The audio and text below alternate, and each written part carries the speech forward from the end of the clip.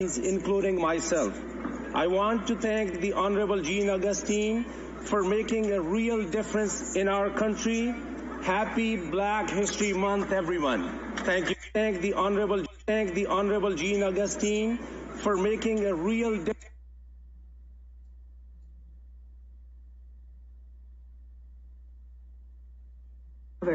Liberals ignored us, but even worse, they ignored the advice of mental health experts and advocates that it would have further stigmatized mental illness and placing euthanasia ahead of other solutions to these illnesses. Colleagues, it bears repeating that assisted death is not medicine.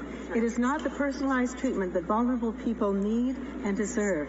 While medical science continues to make leaps and bounds, our lawmakers have made decisions that are increasingly devaluing life. This government must fully abandon their plans to one day permit death on demand for mental illness. Those who are struggling deserve treatment and support, not encouragement to end their lives. Hear, hear. Monsieur le Président, last week I had the pleasure of welcoming Marcos Farib Subariba Castillo, a student from Karen Wilson Secondary School, along with his parents. It was a particularly significant occasion for him as it marked his very first time at question period and in the House of Commons. As parliamentarian, it's given me great joy to be able to help students like Marcos who choose the co-op program in providing them with work experience through a co-op placement in my constituency office.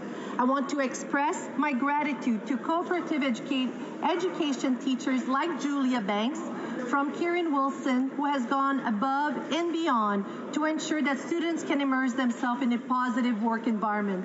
Marco's visit serves as a reminder that our commitment to education and mentorship can have a profound impact on shaping the leaders of today and tomorrow. Thank you. The Honourable Member for Beauport-Limoilou.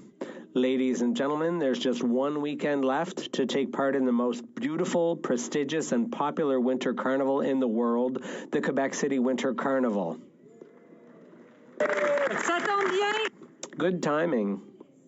It's the weekend of the Upper Town Parade, so get a move on and come join us, dance, and have fun. Shake a leg and marvel at everything made of ice, glass sculptures, and Bonham's Palace even.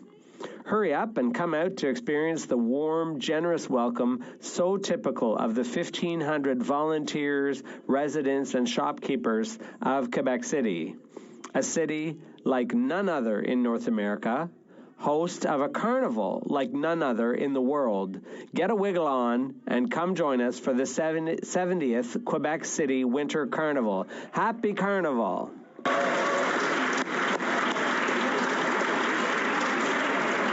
The Honourable Member from Yukon. Mr. Speaker, Lucille Hunter was a prospector, business owner, nanny, cook, and the first female honorary member of the Yukon Order of Pioneers for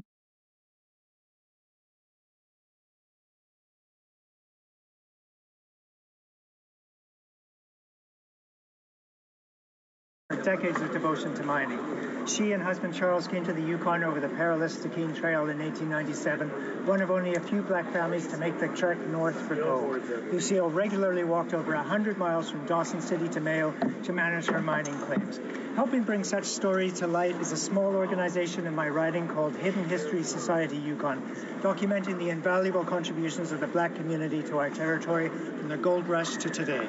Meanwhile, we're gearing up for the 11th annual Yukon African Music Festival, organized by Yukoner Leonard Boniface, who's also hosting an international conference on diversity and inclusion. Black History Month recognizes the outstanding contributions of black Canadians around the country, including Canada's North. I encourage Yukoners and all Canadians to learn and get involved in the many community events for Black History Month this February and beyond. Happy Black History Month. The Honourable Member from Calgary Shepherd. Athlete, author, thinker, businessman, husband, grandfather. A few of the ways to describe Bill Gardner, who passed away at 83 last month. He won a silver at the decathlon in the 1963 Pan Am Games. He later competed in 1964 at the Tokyo Olympics, 1966 at the Commonwealth Games in Jamaica, and 1970 at Edinburgh. He married his beloved wife Jean in 1979, and they were blessed with 5 children and 16 grandchildren. Bill was also a fearless conservative writer with bestsellers including The Trouble with Canada and The War Against the Family. He co-founded Civitas in 1996, a key forum for conservative thinkers to debate. I want to offer my sincerest condolences to Gene and the Gardner family, to his friends and business colleagues, and to join them in their grief and sorrow. Now, I didn't know Bill personally, but I knew his ideas. I read them. Many conservatives did. So on behalf of a grateful conservative movement, thank you, Bill, for those cherished ideas you gave us. Rest in peace. The honourable member from St. John's East. Mr. Speaker, the facts are clear. We are there for Newfoundlanders and Labradorians. $10 a day childcare saves families an average of $6,300 per child a year. 40,000 Newfoundland and Labradorians receive the Enhanced Canada Workers Benefit. Over 47,000 parents received an average of over $6,000 from the Canada Child Benefit. More than 5,000 kids have accessed the Canada Dental Benefit. 4,300 homes are saving on energy bills from the Greener Homes Grant. 160,000 received the grocery rebate and the doubling of the GST credit. Over $1 billion in federal transfers, including almost $7 million for health care. And let's not forget the pollution price rebate checks for 295,000 individuals or families every 4 months. Our plan is having a positive impact on Newfoundland and Labrador. So I challenge the opposition to be honest and tell the people of the province, what will you cut? The honourable member from Oakville North Burlington. Mr. Speaker, each February we celebrate Black History Month, when we honor and we recognize the amazing hard work and dedication and challenges of Black Canadians throughout history and beyond. We also celebrate the amazing work of community organizations that provide continued support and guidance to the Black community. The Canadian Caribbean Association of Halton is one of these community organizations whose continued presence and leadership in ensuring that Black history and culture is recognized, shared, and celebrated does not go unnoticed. I'm excited that this year on February 26th with Sheridan College, they will have the public premiere screening of the film Finding Freedom on the 16 at film.ca cinemas in Oakville. Most people are unaware of Oakville's ties to the Underground Railroad, and this film tells the amazing story of former enslaved African Americans from Maryland and Louisiana who fled in search of freedom to the small town of Oakville. Thank you, Mr. Speaker. Happy Black History Month. The honourable member from Parry Sound, Muskoka. Here. After 8 years of this Prime Minister, life has never been so expensive. Rent has doubled, mortgages have doubled, new home construction is down again this year, and the housing bureaucrats of this own government predict that it's going to be down again in 2024. This Liberal NDP cost of living crisis is forcing Canadians to choose every month between paying their rent, putting food on the table, and heating their homes. Of course, the Prime Minister is performing in his favorite of plays. He crisscrosses the country, taking pictures, spending even more money, delivering worse results. This out-of-touch Prime Minister is paying city gatekeepers all across Canada for a picture and a promise that they'll do better. An entire generation of Canadians who are locked out of home ownership are living the pain every day of this government's endless, empty promises. A Conservative government will ignite action in cities by tying federal funding to housing results, not promises. Only a Conservative government will bring it home. The honourable member from Sydney, Victoria. Mr. Speaker, I rise today to acknowledge the extreme weather emergency in Sydney, Victoria following the unprecedented snowfall of more than 150 centimetres this past weekend. Once again, Cape Bretoners are faced with the impacts of climate change and must persevere. I'd like to thank the first responders, volunteers, employees at Public Works, and all those who have stepped up to help, including the local Coast Guard College. Your efforts are appreciated, and I ask that you continue to lend a hand to your neighbours while helping each other get through this difficult time. Please know that the federal government is providing support, both financial and with human resources, to help with these challenging cleanup efforts. As Liberals, we'll always act in situations of emergency. We're here to support you today, and we'll be there tomorrow, too. Cape Bretoners are known for their kindness, compassion, and willingness to help each other. And because of that, we will get through this together. Thank you. The honourable honourable member from Cypress Hills Grasslands. Mr. Speaker, after 8 years of this Liberal NDP government, the Prime Minister is not worth the cost. The Liberals have known for a while now that their carbon tax is a scam, but they refuse to give it up.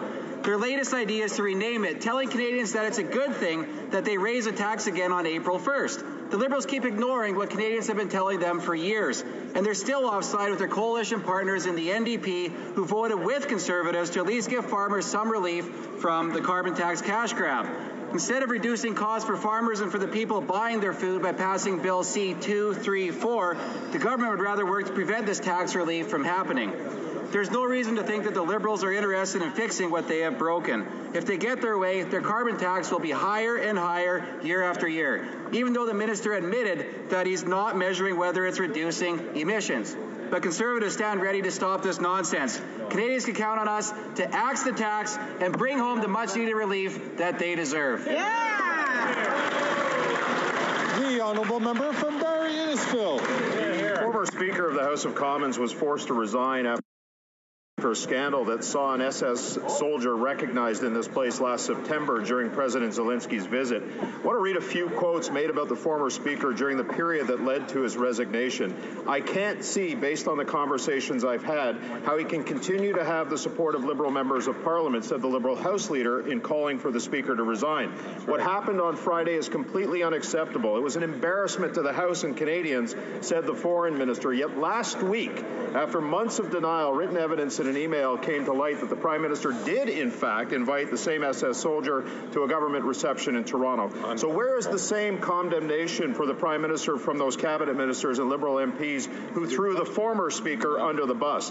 The Prime Minister and his office are guilty of the exact same sin as the former Speaker, and because he is, he deserves the same punishment for embarrassing our nation once again. Like the Speaker before him, the Prime Minister needs to resign.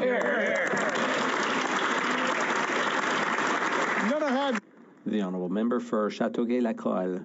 Mr. Speaker, there's a lot of talk about the price of food and food waste. In my riding, Complice Alimentaire has come up with an innovative response to these problems. Established in Jardin de Napierville, the organization recovers imperfect fruits and vegetables from local market gardeners, processes them, freezes them, and distributes them through a network of outlets located in municipal and government buildings, as well as other community organizations in my area. The food is made accessible through social pricing. Les Complices has just received funding from Public Health Agency of Canada's Healthy Canadians and Communities Fund. This assistance will be used to document and develop their model so it can be exported elsewhere in Quebec and all across Canada. Mr. Speaker, that's how we're supporting our communities to make them even more resilient and supportive. Thank you. Honourable member from Edmonton Strathcona. More than 660 million women and girls are living in conflict zones, a 50% increase in the last 6 years. In Ukraine, 2/3 of those who are internally displaced are women. In Sudan, women make up 69% of those displaced, and 90% of the people crossing into Chad are women and girls. In Afghanistan, a United Nations expert has said 20 years of progress in women and girls' rights has been erased since the Taliban took over. And in Palestine, 70% of the victims in Gaza are women and children. Heartbreakingly, 2 mothers per hour are being killed in Gaza right now. Canadian organizations can alleviate this suffering and promote human rights. Yet every year, Canada's investment is a fraction of what we've promised. For Budget 2024, the government must listen to experts, to those 100 organizations who wrote, and do what's best to stand up for those around the world that need our support. Thank you, Mr. Speaker. The honourable member for La Pointe de l'Île. Mr. Speaker, after the unilingual English Grey Cup scandal, after the field hockey game in Winnipeg, Manitoba, where Punjabi took the place of French, Louis Riel must be turning in his grave. Again this Saturday, Francophones were disrespected at a sporting event. At the National Hockey League All-Star Game in Toronto, the Canadian national anthem was sung in English only.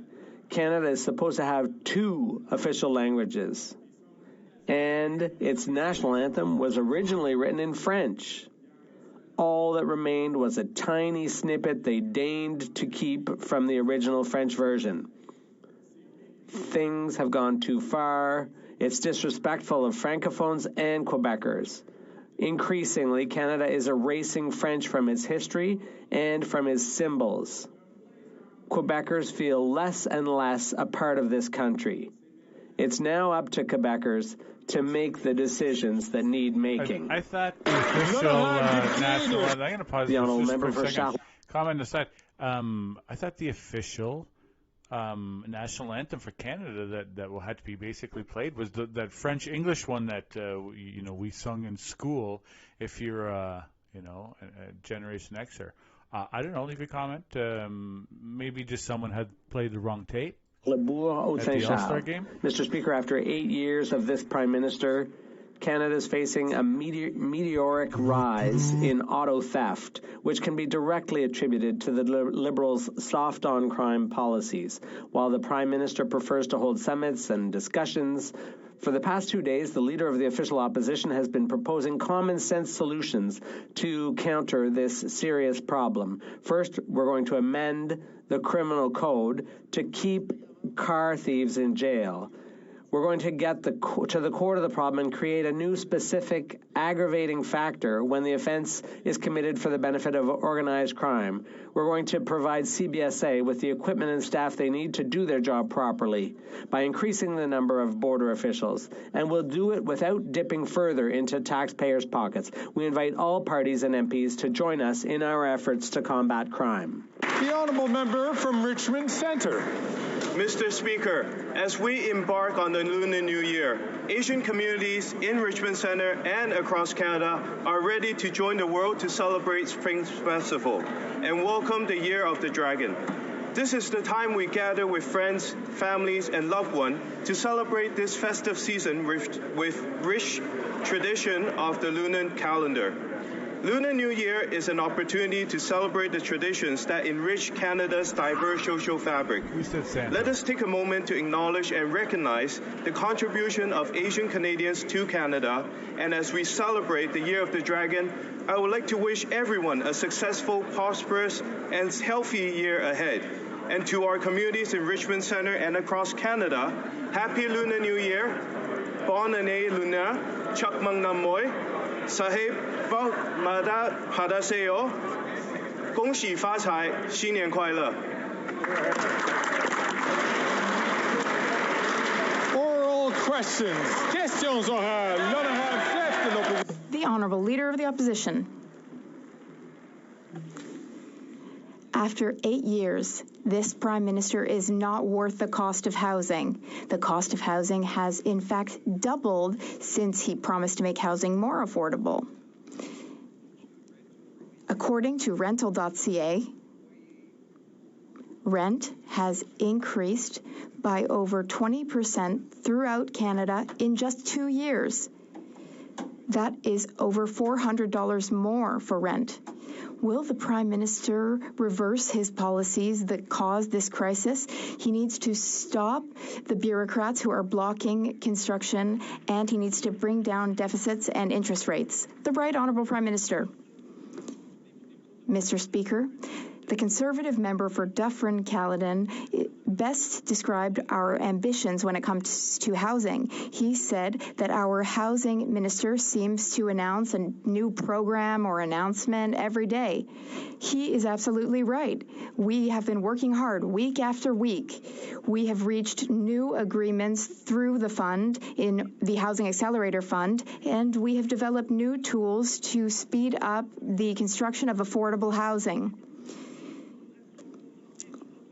We will continue to focus on our goal, which is to speed up home building. The Honourable Leader of the Opposition. Announcements, programs, checks, yet no housing. People cannot live in housing or announcements made by this Prime Minister, who is just not worth the cost. In fact, construction sites have decreased. They have decreased by 28% in December as compared with last December. Will the Prime Minister put an end to these programs which balloon bureaucracy costs and interest rates so that we can truly build housing. The Right Honourable Prime Minister.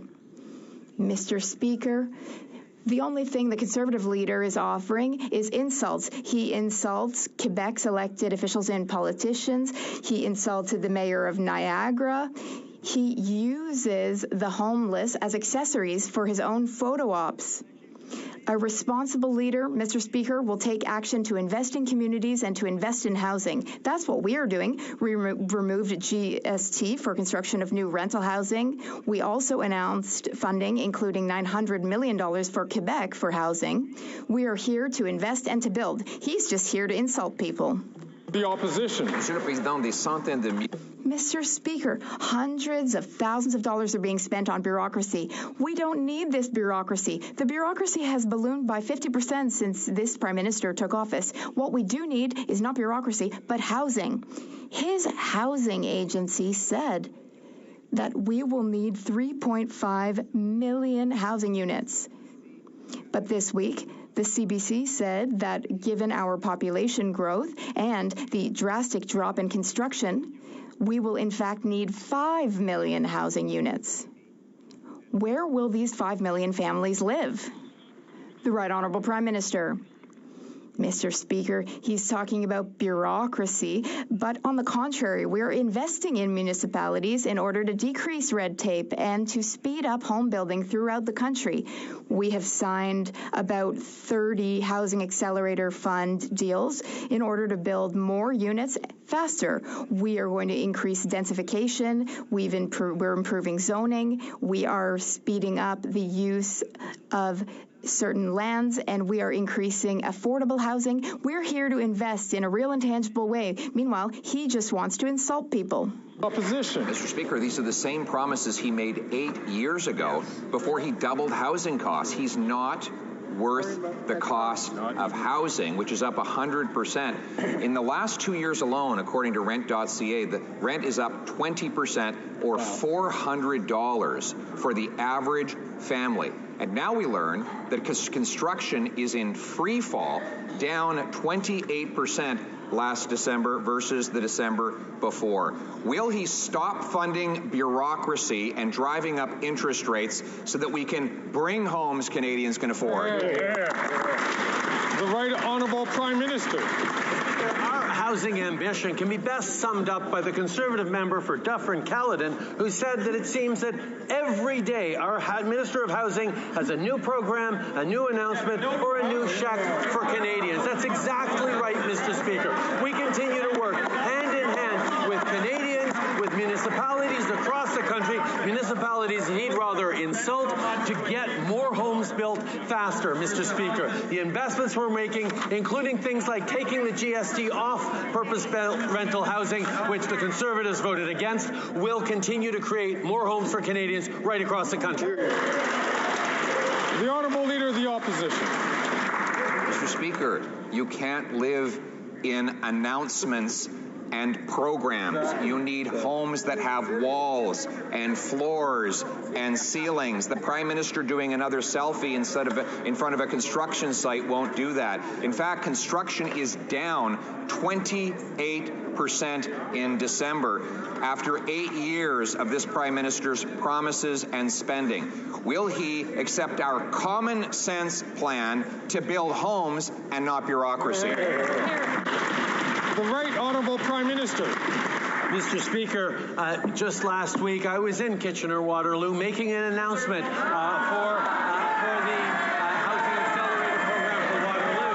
And what the Leader of the Opposition seemed to have missed is we were standing in a freshly completed building for seniors that $33 million of funding from the federal government a few years ago allowed to be built today. We are building things today that people are moving into in the coming weeks, and we are announcing how we are building things for tomorrow, as opposed to him who just chooses to insult Canadians, insult mayors, and insult our intelligence.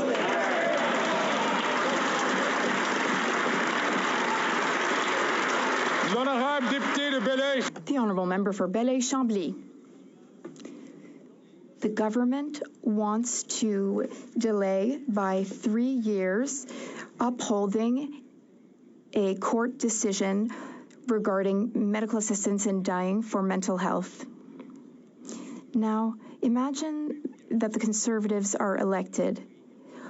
All MAID would be totally locked down for a long time. They will never pass MAID, the Conservatives. So this Prime Minister, does he realize that he's acting as if he's afraid of the religious right? The Right Honourable Prime Minister. Mr. Speaker, we agree that there is a threat to fundamental rights and freedoms. That is, a Conservative government would be a threat to rights and freedoms. That said, when it comes to medical assistance in dying, it is a difficult and personal decision. We need to ensure that we are protecting the most vulnerable. We must also ensure that we are upholding fundamental rights and freedoms. So, when it comes to mental illness and minors, we will continue to reflect on the matter. We will continue to thoroughly study the matter and to consult before moving forward. The Honourable Leader of the Bloc Québécois. There is a solution, though. Quebec, in fact, put forward a solution which is supported by the National Assembly of Quebec. In the Liberal legislation, there is an element allowing any province, such as Quebec, to move forward with advance requests for medical assistance in dying. So the 3-year extension would be fine in that case because Quebec could move forward based on Quebec's values. Does the Prime Minister support Quebec's request? The Right Honourable Prime Minister. Mr. Speaker, as I said, this matter of advance requests was brought up many years ago as being a very important decision we need to make, but a difficult one at that. If a Canadian makes an advance request, saying, for instance, if my health reaches such and such a state, can I have medical assistance in dying? But then the person might not necessarily be able to give free and informed consent. So it's a very difficult decision for us to make and for our society to make. We will continue to work with Quebec. We will continue to reflect on this and study it. The Prime Minister could learn a lot from the young women I met earlier today who are struggling to put food on the table. They're living a struggle the Prime Minister has never had to face. They're getting ripped off by corporate grocery stores, and the Prime Minister let it happen for over 2 years. So will the Prime Minister get serious now about taking on corporate greed by supporting my bill to reduce the price of groceries? The Right Honourable Prime Minister. Mr. Speaker, right now with the fall economic statement, we're proposing significant measures to increase competition in the grocery sector. Many of them ideas that we are in alignment with the Leader of the NDP on. We believe in moving forward in greater competition in the grocery sector. That's something the NDP and the Liberals agree on. It's not something the Conservatives agree on because their chief strategist is actually on the Loblaw's payroll. And they choose to continue to promote disinformation and misinformation while they're defending big groceries. On this side of the House, we'll stand up for Canadians. The Honourable Member for Burnaby South. Have a history of letting rich CEOs off the hook. We can change that today. Hear, hear. Le Premier Ministre. The Prime Minister could learn from many of the young women I met with today. They're struggling to make ends meet. They're living a life that they've never lived before. They are being scammed by grocery giants, but the Prime Minister seems to support those grocery giants. So will the Prime Minister vote in favor of my bill to bring down grocery prices? The Right Honourable Prime Minister. Mr. Speaker, I am very open to the NDP's efforts to increase competition in the grocery sector. We believe in that. In fact, in our legislation, we have included measures which are parallel to the NDP's measure. We absolutely want to increase competition in the grocery sector.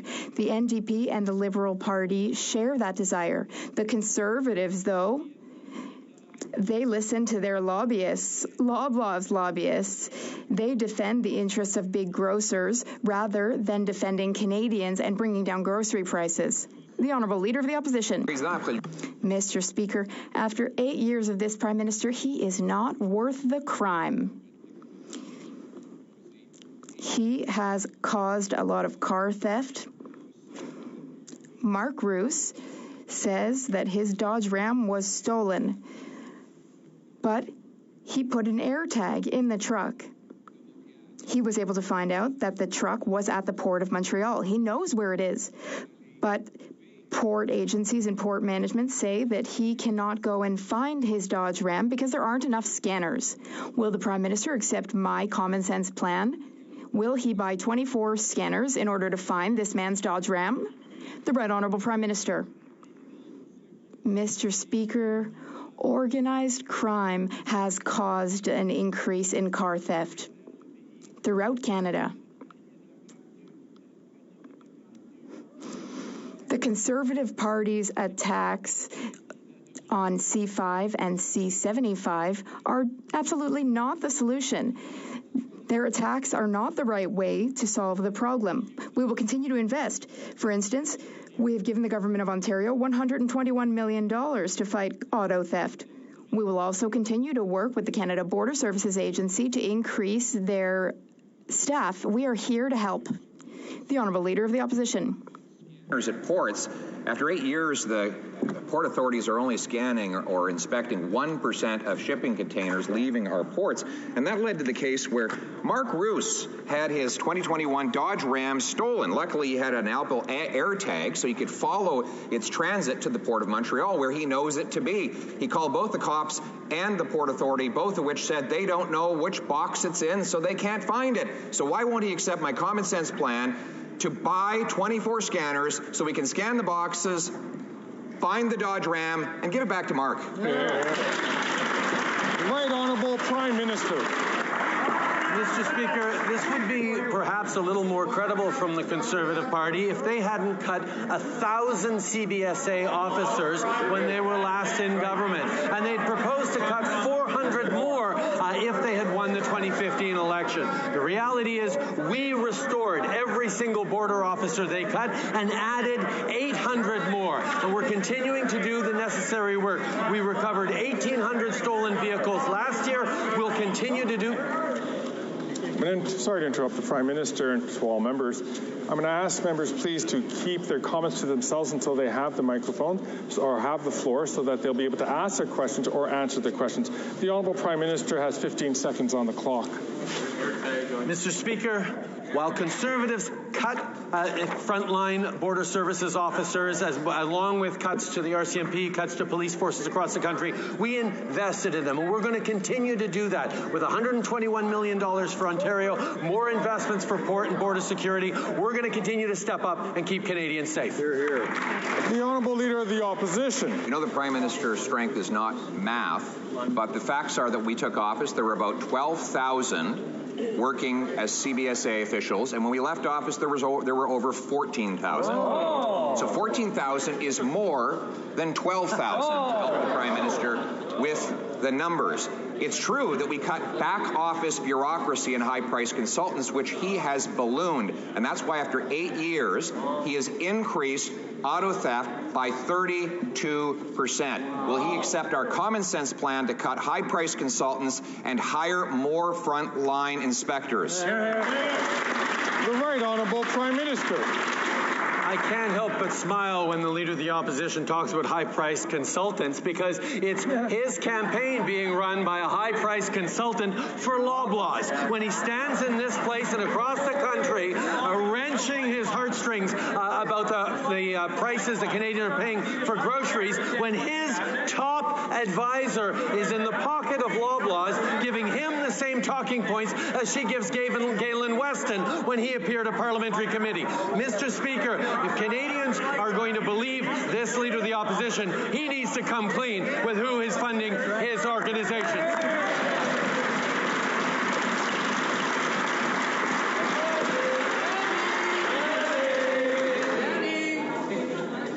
Order. The The Honourable Leader of the Opposition. He's sure getting desperate if he has to blame Conservative campaign workers for the fact that he raised food prices, especially when, Mr. Speaker, the Prime Minister's new marketing director, Max Veliket, did marketing for Loblaws for 4 years. Don Guy, the Prime Minister's chief pollster, works for GT & Co., which collects checks from Loblaws. As does Dan Arnold, his other pollster, getting checks from Loblaws. Are they the ones that forced him to quadruple the carbon tax on our food?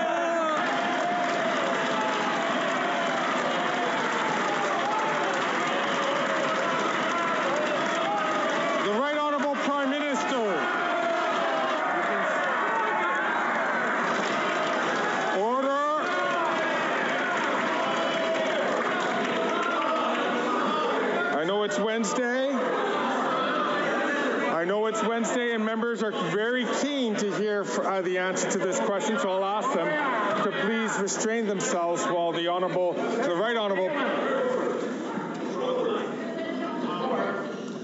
Right Honourable Prime Minister answers the question. Right Honourable Prime Minister. Speaker, you can tell it's Wednesday because this morning the members of the Conservative caucus got to hear directly from Jenny Byrne, who sits in their caucus with them, giving them advice. So that is exactly where they're coming. When she is actively on the Loblaws payroll, while at the same time feeding lines to the Leader of the Opposition about food prices and concocting a theory around carbon price and grocery prices that, as the member from Regina Louvain pointed out yesterday, has no basis in fact, we see the kind of torque he chooses to pull.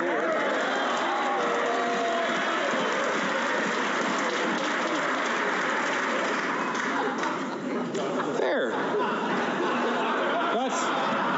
That's not so hard. The Honourable Leader of the Opposition. Oh, Mr. Speaker, he makes it too easy. He talks about caucus meetings and Loblaws. Get this. The Prime Minister had someone who is his Director of Caucus Services named Julie DeWolf, who is now a lobbyist for Loblaws.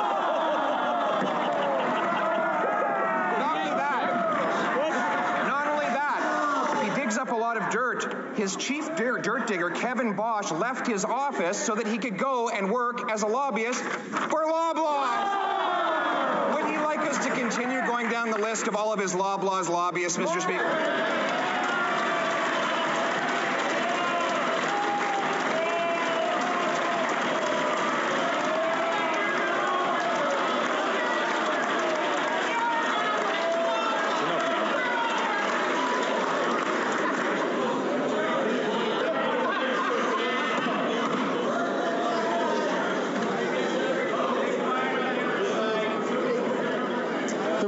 Prime Minister. It is quite something to watch the flailing of the Conservatives right now as they do anything to try to distract from the fact that their campaign manager, the Leader of the Opposition's top advisor, is and still gets contributions and paychecks from Loblaws. This is an issue when he has stood up and pretended to care about food prices, when we hear the exact same talking points come out of Galen Weston's mouth as out of the Leader of the Opposition's mouth on some invented connection between the price on pollution and grocery prices, we know exactly who is behind the Conservative Party.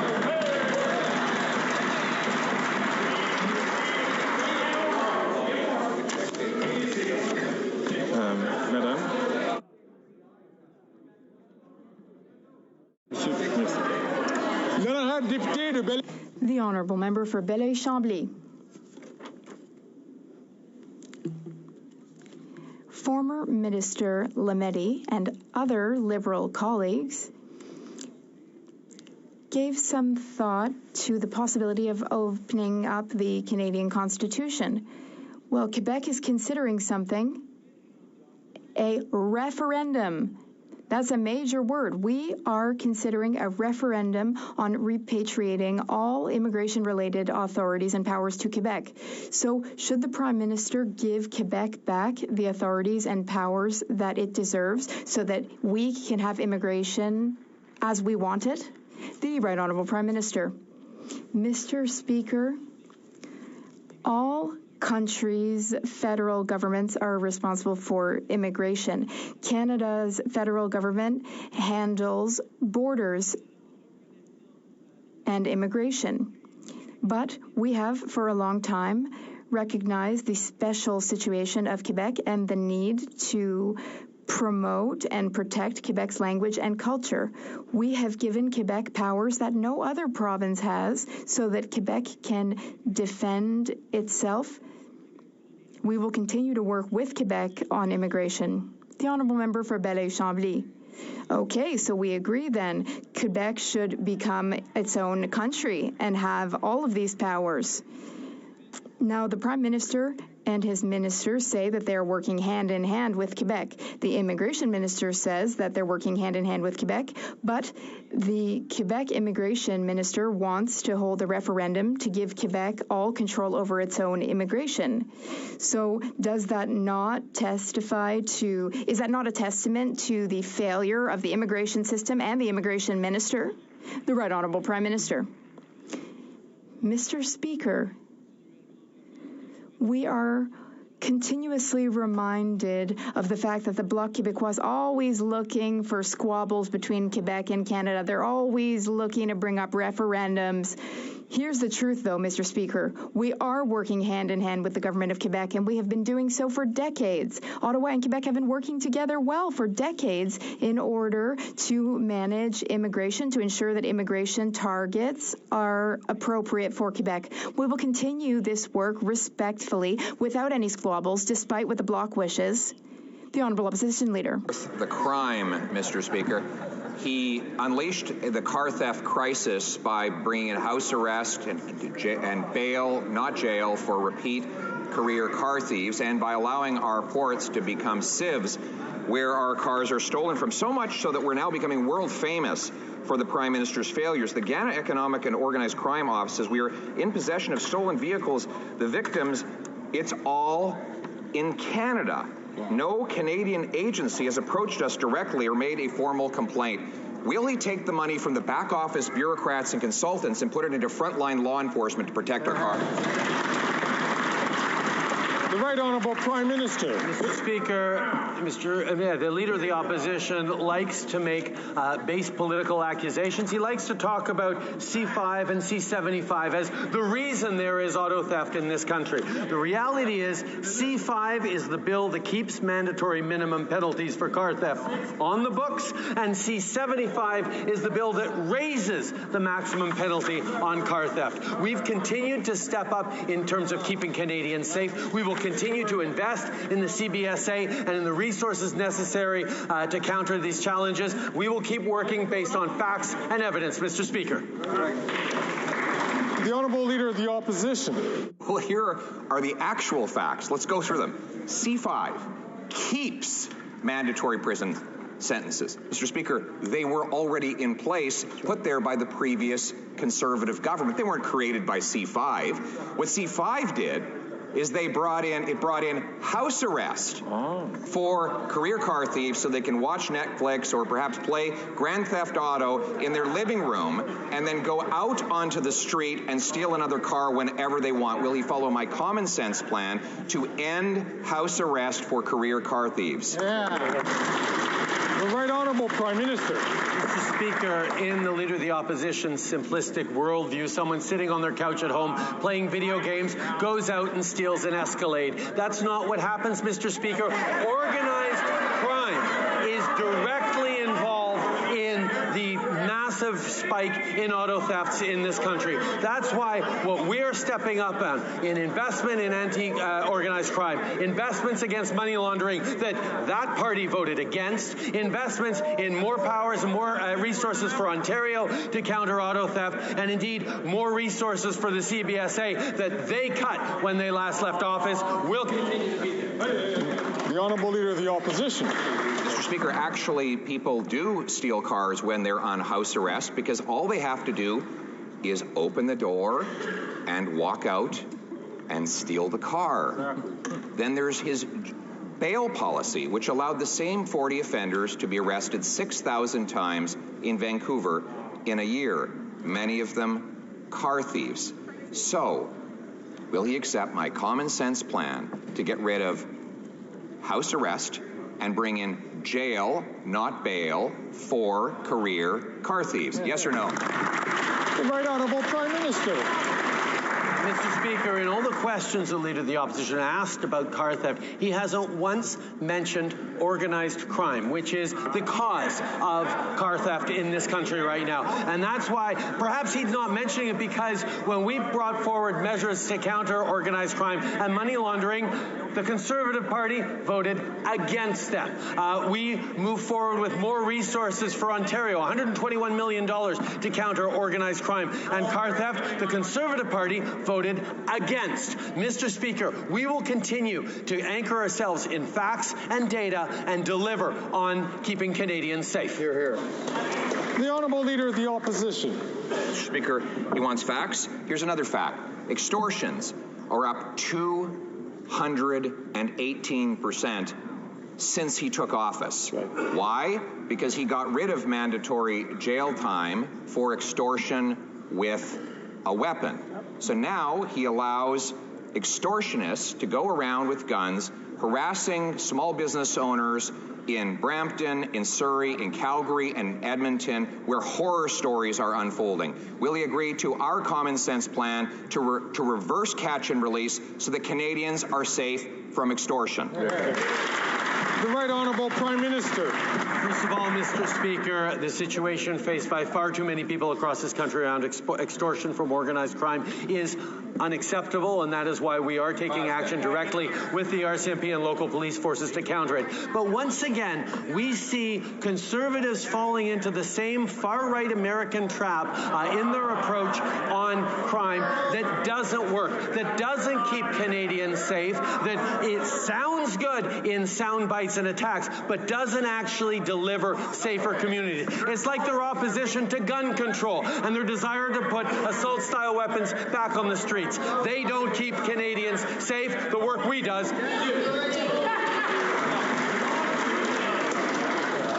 So I'd like to, colleagues, before you saw a hesitation in the previous round when the Speaker was a little confused as to who was going to be speaking next. As it turns out, we had deprived the Leader of the Opposition a question. I don't know if the Leader of the Opposition wants it now or would he like it in the next round?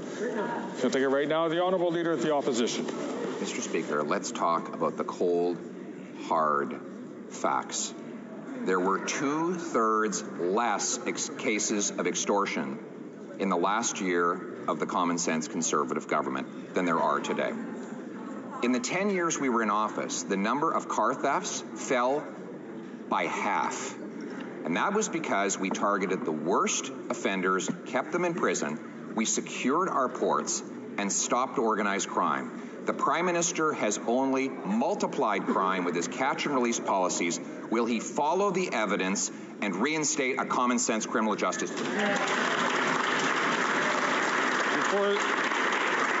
I hate to interrupt the honourable member, and I don't know if it was picked up on the mics, but I did pick up some language that was unparliamentary, and I'll ask all members to please watch themselves.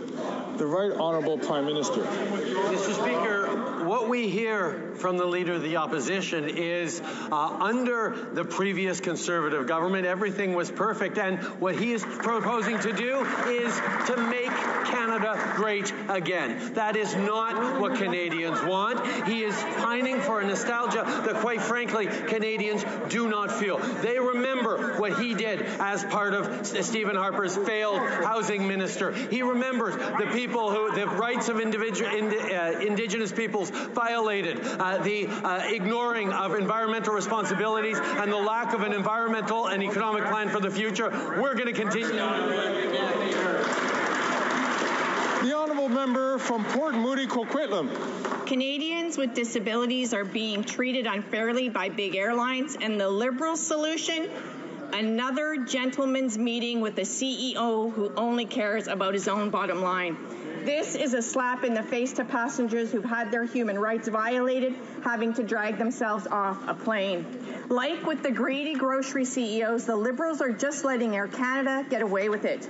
Will the Prime Minister get serious about holding these CEOs to account to protect Canadians? The Right Honourable Prime Minister. Mr. Speaker, we will continue to be there to protect vulnerable Canadians. We'll continue to make sure that areas of federal jurisdiction like airlines continue to meet all their responsibilities and obligations toward Canadians. This is something we take extraordinarily seriously, and we will continue to ensure that all airlines are respecting Canadians and their rights. The Honourable Member from Nunavut. The Liberals are skirting their responsibility by underfunding the non-insured health benefits that provides dental care, eye care, mental health, and medical travel for Nunavut. Their actions are forcing Nunavut to divert funds to this program instead of their own health priorities. The Liberals need to step up. Their failure to live up to their responsibilities to Nunavut is unacceptable. Will the Prime Minister commit to its obligations to ensure Nunavut have the health care they are owed? The Right Honourable Prime Minister. Mr. Speaker, just a few weeks ago, I was in Iqaluit to talk to the Premier of Nunavut, PJ Ahiaguk, to talk about how we can continue to be partners as we move forward and ensure the strength and opportunities for all Nunavummiut. This is what we're continuing to do, whether it was celebrating the historic devolution agreement that we made possible or looking at further supports, including non-insured health benefits. We will continue to be there for the people of Nunavut. We will continue to be there for people of the North. Hear, hear. The Honourable Member from Kitchener-Conestoga. Mr. Speaker, last week the government announced that eligible Canadians residents aged 72 and older can now apply for a Canada dental player. Over 500,000 applicants have been approved for the Canadian Dental Care Program, making dental care more affordable and accessible. This is great news for seniors in Kitchener-Conestoga and across Canada, as more and more seniors have access to affordable dental care. Can the Prime Minister please update us on the Canadian Dental Care Plan that will help seniors smile and be an important part of overall health? The Right Honourable Minister. Mr. Speaker, I know the member for Kitchener-Conestoga is passionate about ensuring seniors and kids get access to dental care. I'm happy to announce that in the first few weeks, over 600,000 seniors have successfully signed up for the Canadian Dental Care Plan. While the Conservative Party voted against funding dental care to those who need it most, we want to reassure Canadian seniors that on this side of the House, we will always have their backs, we'll fight for them, and we'll make sure that that leader never cuts essential supports to seniors. The Honourable Leader of the Opposition. After 8 years, the Prime Minister is not worth the cost of housing, which has doubled since he promised to lower it.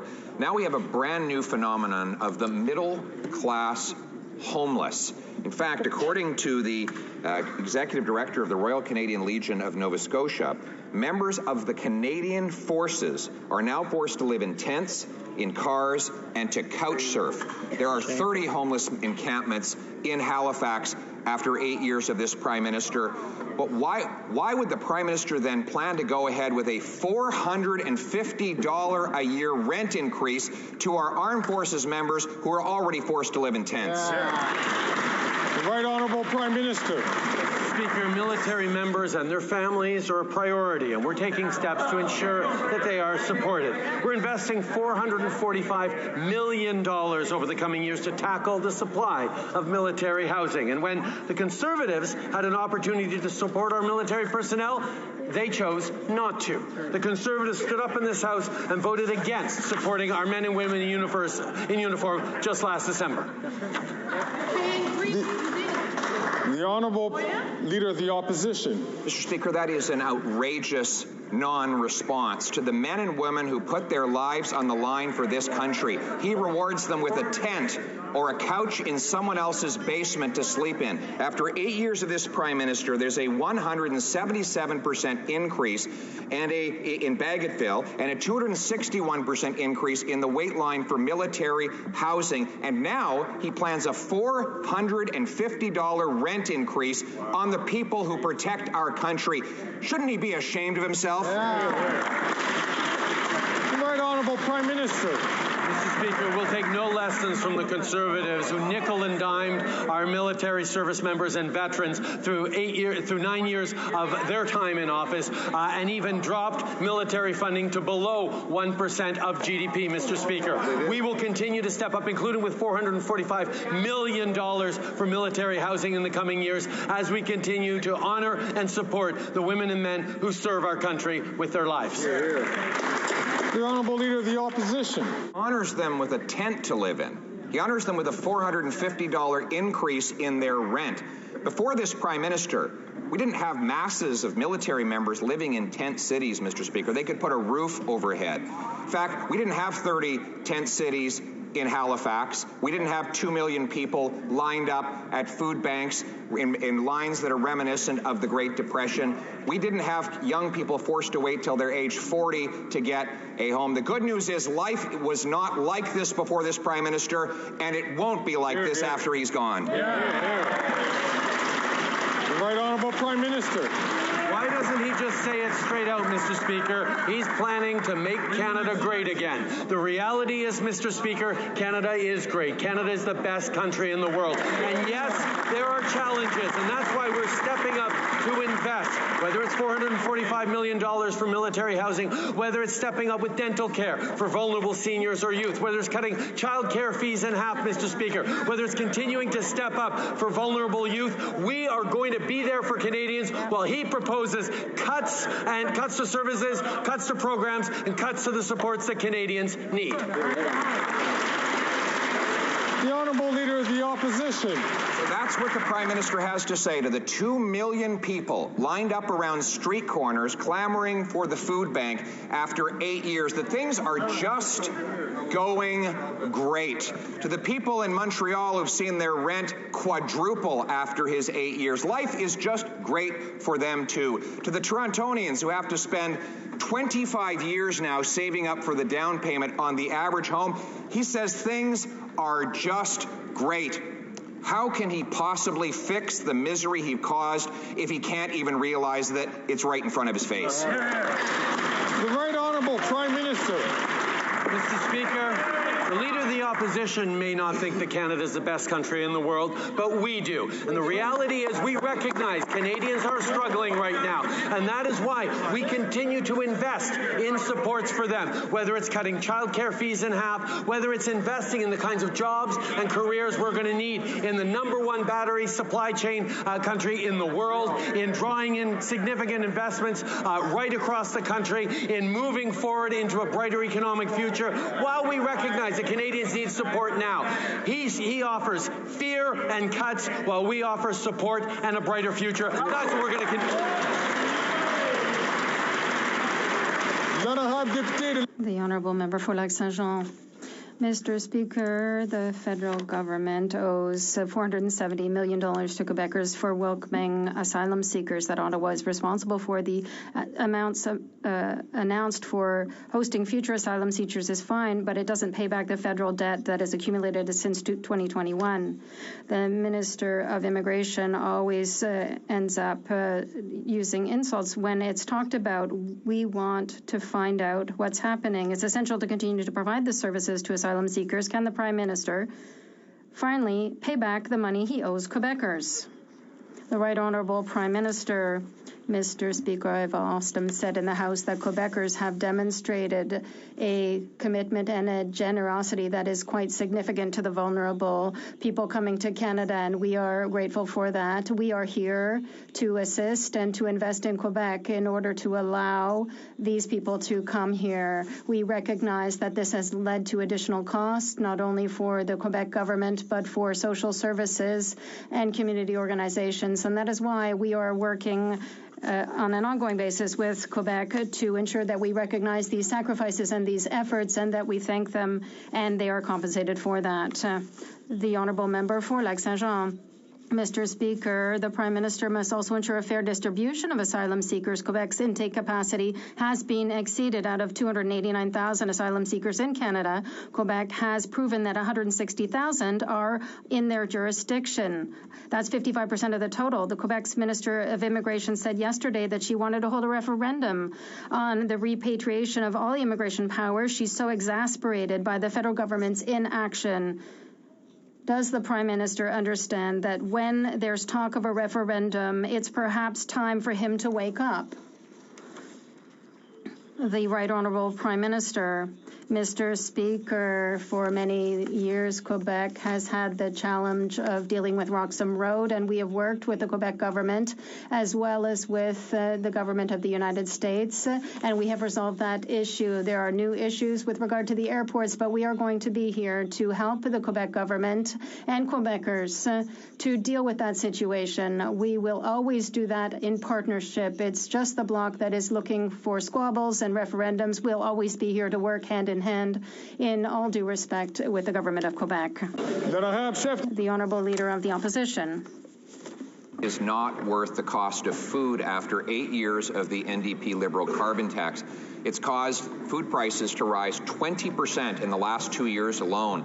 So much for the affordable food they promised when they signed their coalition with the NDP leader. So much so that the Canada Food Bank is now forced to cut in half the number of potatoes that they're giving out. It's too expensive and there's too much demand.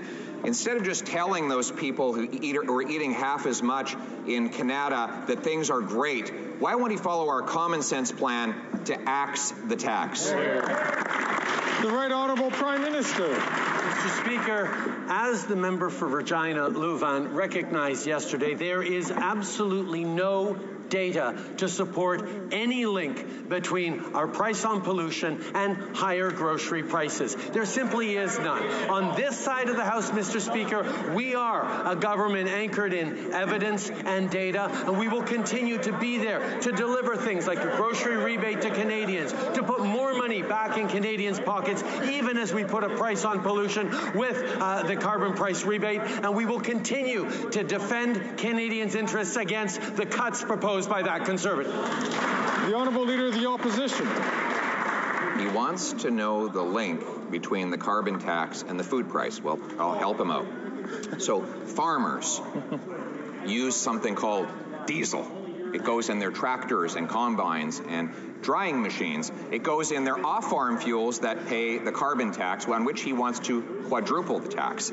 Then the truckers who pick up the food, transport it to the grocery store, pay the carbon tax. Then the grocer pays the carbon tax to power the heat in that big Olympic stadium-size chamber we call a grocery store. If he doesn't get the link, how is he ever going to fix the problem? The Right Honourable Prime Minister.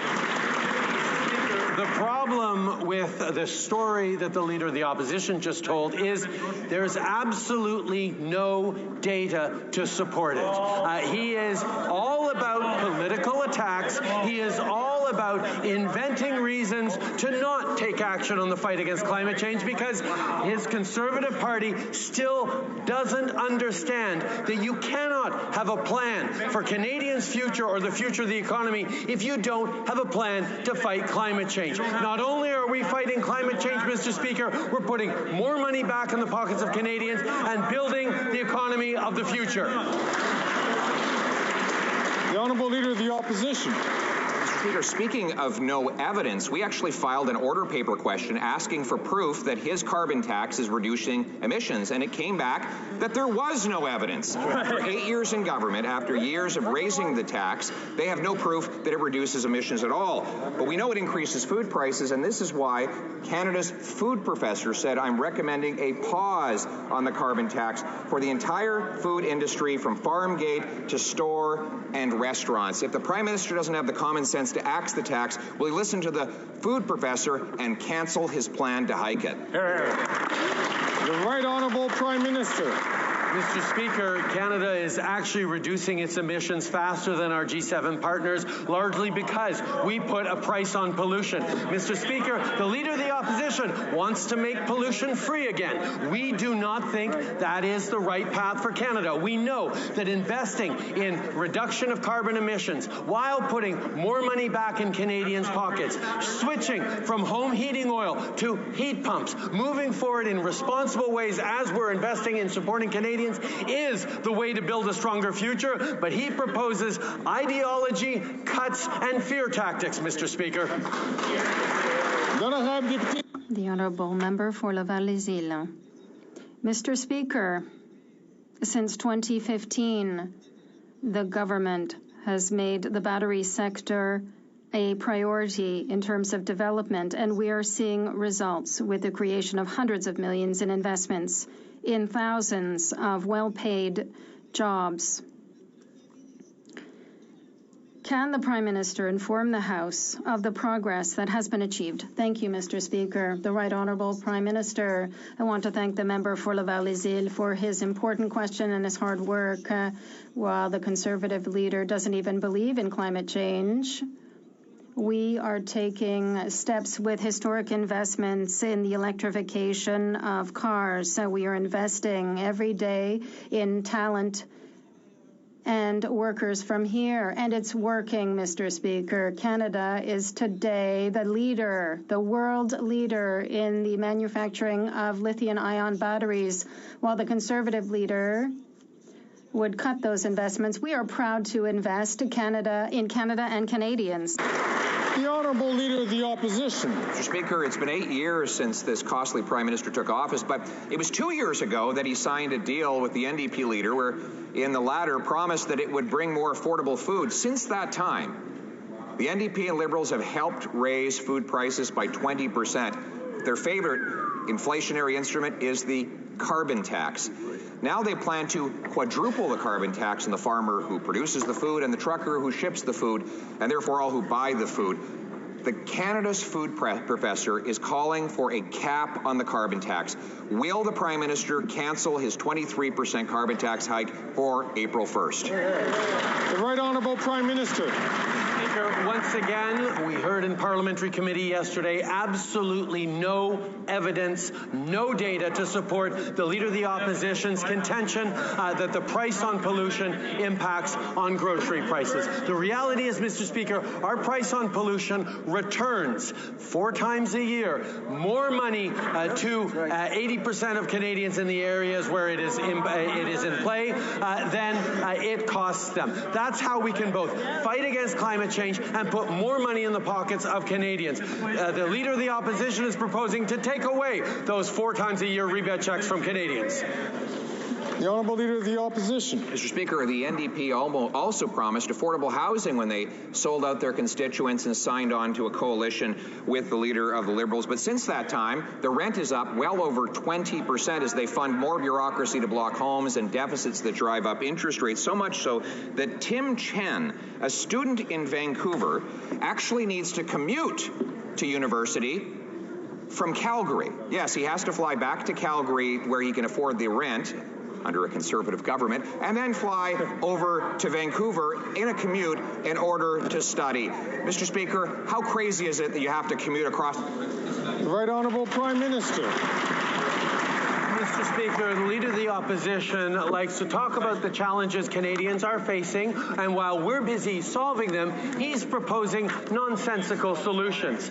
Let's talk about the Conservative leader's housing plan. It won't build homes fast enough, it doesn't reach enough cities, and it creates unnecessary bureaucracy. He'll also rip up our housing accelerator agreements, which are unlocking 500,000 new homes, and he'd put the GST back on apartment construction. Housing experts like Mike Moffat say his plan is exceptionally weak and a sign that, quote, the Conservatives don't understand the scale of the housing crisis. We'll take no less. The Honourable Leader of the Opposition. Mr. Speaker, the results speak for themselves. When I was the housing minister, rent was $950. It's now over $2,000. When I was the housing minister, the average mortgage payment on a newly purchased home was $1,400. It's now over $3,500. And my common sense plan would require cities permit 15% more home building as a condition of getting federal money, require they build housing around transit stations rather than having empty fields there, and sell off 6,000 federal buildings and thousands of acres of federal land to build. Why won't he build homes instead of building bureaucracy? The Right Honourable Prime Minister. The reality is Canadians just can't trust Conservatives and their attacks and their talking points. Why? Because an active paid lobbyist is the one giving them all their advice on how to win their campaign. The reality is, Mr. Speaker, the big business and money behind the Conservative Party is once again driving their agenda as they propose cuts to vulnerable Canadians, underinvestments in housing, and no solutions to the very real challenges Canadians are facing. They're in the pocket of big business, as evidenced by Jenny Byrne's work for Loblaws. The Honourable Member from Winnipeg South Centre. Mr. Speaker, yesterday, after months of debate in this House, albeit without the support of a single member of the Conservative Party, we voted to advance the new Canada-Ukraine Free Trade Agreement. President Zelensky and the thousands of Canadian Ukrainians I represent in my riding of Winnipeg South Centre expect our government to be there for them, and we have been every step of the way. Can the Prime Minister tell Canadians why this deal is important for Ukraine and Canada, and will he reaffirm Canada's unwavering support for our ally as it fights to defend the interests of democracies around the world? Thank you, Mr. Speaker. The Right Honourable Prime Minister. Mr. Speaker, the President of Ukraine asked us for a modernized Ukrainian free trade deal with Canada that would deal with investments, digital services, a range of things that are necessary for Ukraine's reconstruction and recovery from the war. The Conservative leader yesterday again shamelessly strong-armed his MPs representing Ukrainian communities to betray them and play straight into Putin's hands. On this side, Mr. Speaker, the members for Winnipeg South Centre, Etobicoke Centre, Kingston the Islands, University Rosedale, Winnipeg South, Markham Thornhill, Scarborough Southwest, Ante-Cartierville, and the entire Liberal caucus.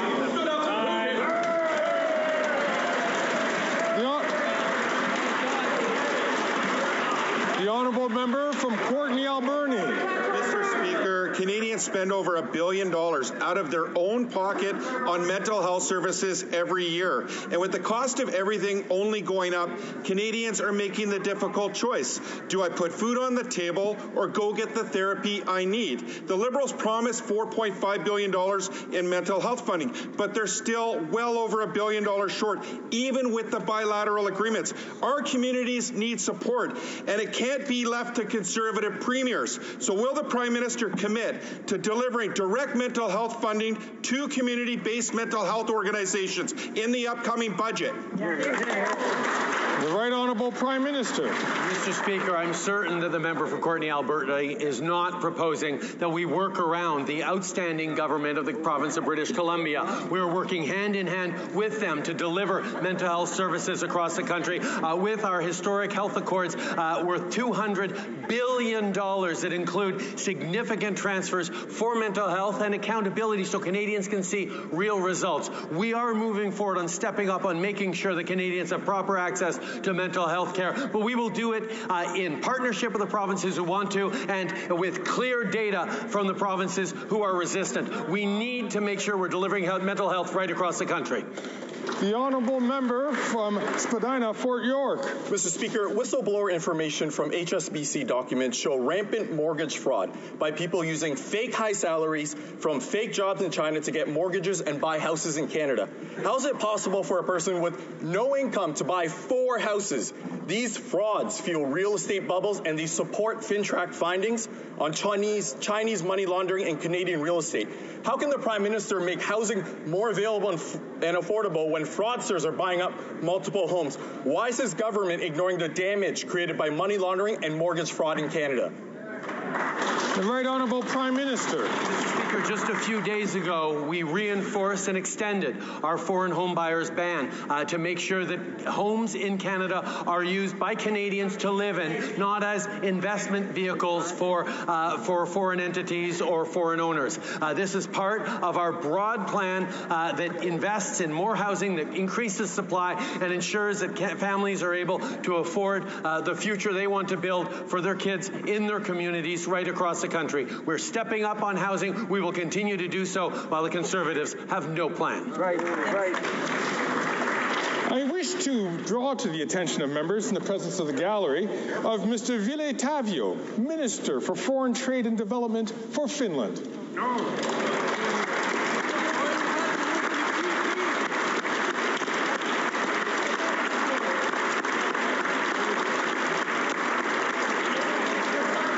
In addition, in recognition of Black History Month, I also wish to draw the attention of members to the presence in the gallery of Zanana Akande, the first Black woman to serve as a cabinet minister in Canada.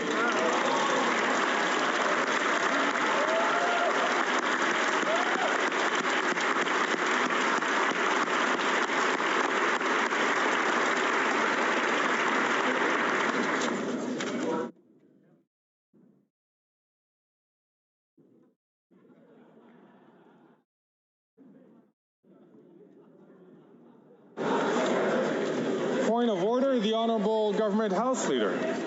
The Honourable Parliamentary Secretary to the Government House Leader.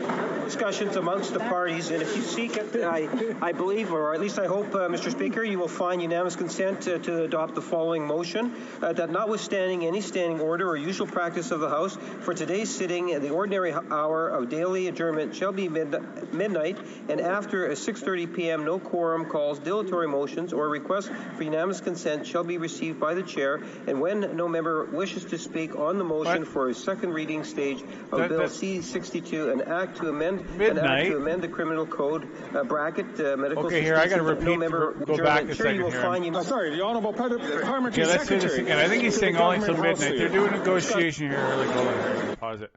It looks like they're doing a negotiation here. MP Thomas is very shocked. It's kind of a funny phrase. There's yeah, okay. Well, so it's going to go to midnight, or are they saying past midnight? MP Laramie does not go home. I think he has his house, or he has a quarters in the House of Commons somewhere in that building structure, maybe deep in the dungeons, because he's always there. Point of order, the Honourable Government House Leader. He's chumming it up. Secretary the Prime Minister to the Government House Leader. Discussions amongst the parties, and if you seek it, I believe, or at least I hope, Mr. Speaker, you will find unanimous consent to adopt the following motion, that notwithstanding any standing order or usual practice of the House, for today's sitting, the ordinary hour of daily adjournment shall be midnight, and after 6:30 p.m., no quorum calls, dilatory motions, or requests for unanimous consent shall be received by the Chair, and when no member wishes to speak on the motion for a second reading stage of Bill C-62, an act to amend the Criminal Code, medical assistance in dying, number 2, or at midnight, whichever is earlier, the debate on the said motion shall be deemed adjourned. The House shall adjourn until the next sitting day, and the debate pursuant to Standing Order 38 shall not take place. Thank you, Mr. Speaker.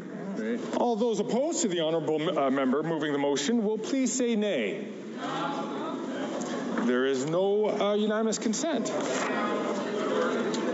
Point of order, the honourable member from Caribou, Kamloops Thompson. Mr. Speaker, it's always a pleasure to rise on behalf of the people from Kamloops, Thompson, Caribou. Now, during question period, the Prime Minister said people just don't leave on house arrest and steal a vehicle. Well, I would like to table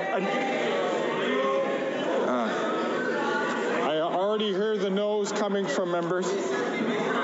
No, I heard no. Comme il est 15h21. It being 3:21, the House will now proceed to the taking of the deferred recorded division on the motion to concur in the 15th report of the Standing Committee on Finance concerning the extension of time to consider Bill C-323, an act to amend the Excise Tax Act, Mental Health Services.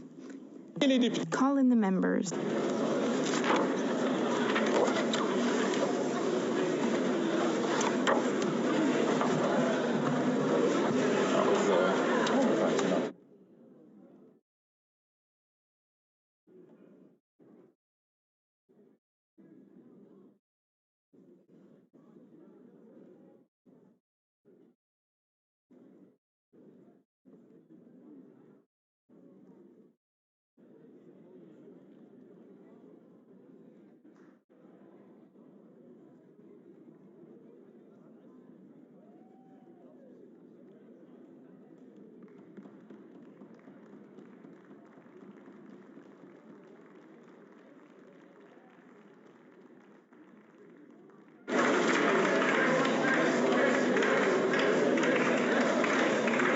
Calling me.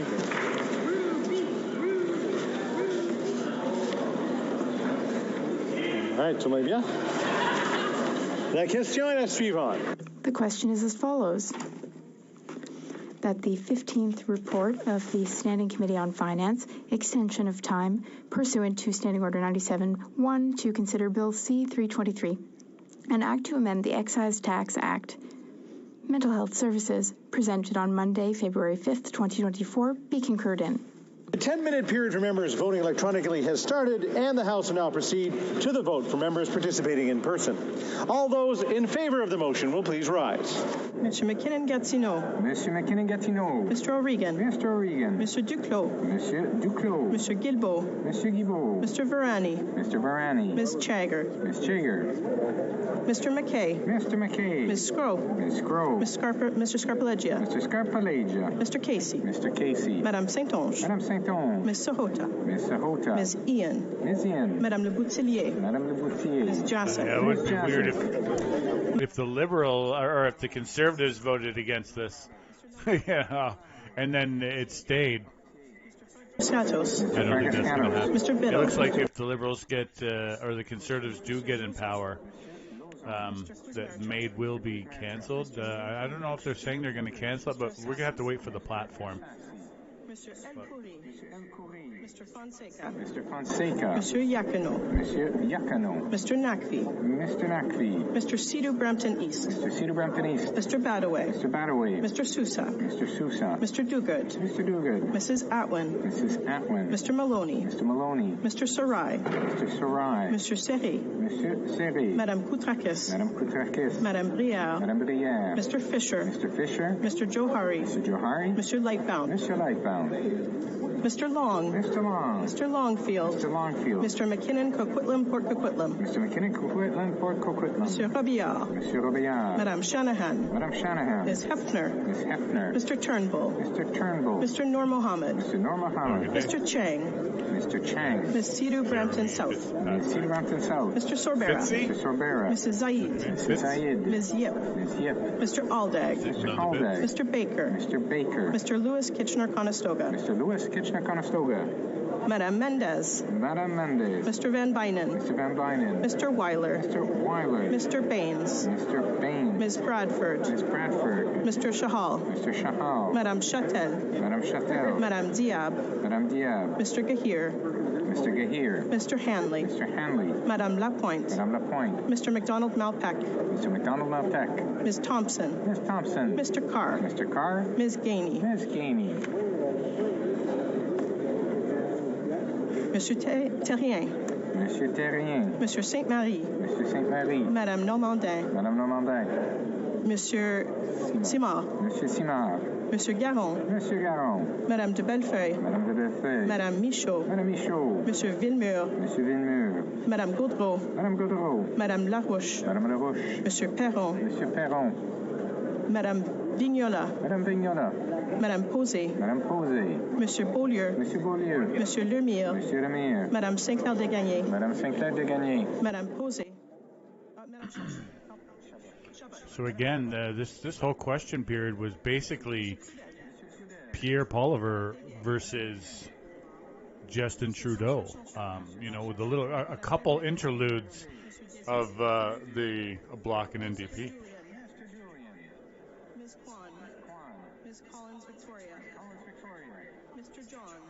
Probably won't see the Prime Minister for a few days in the Parliament, I imagine. After that, basically an hour-long berating.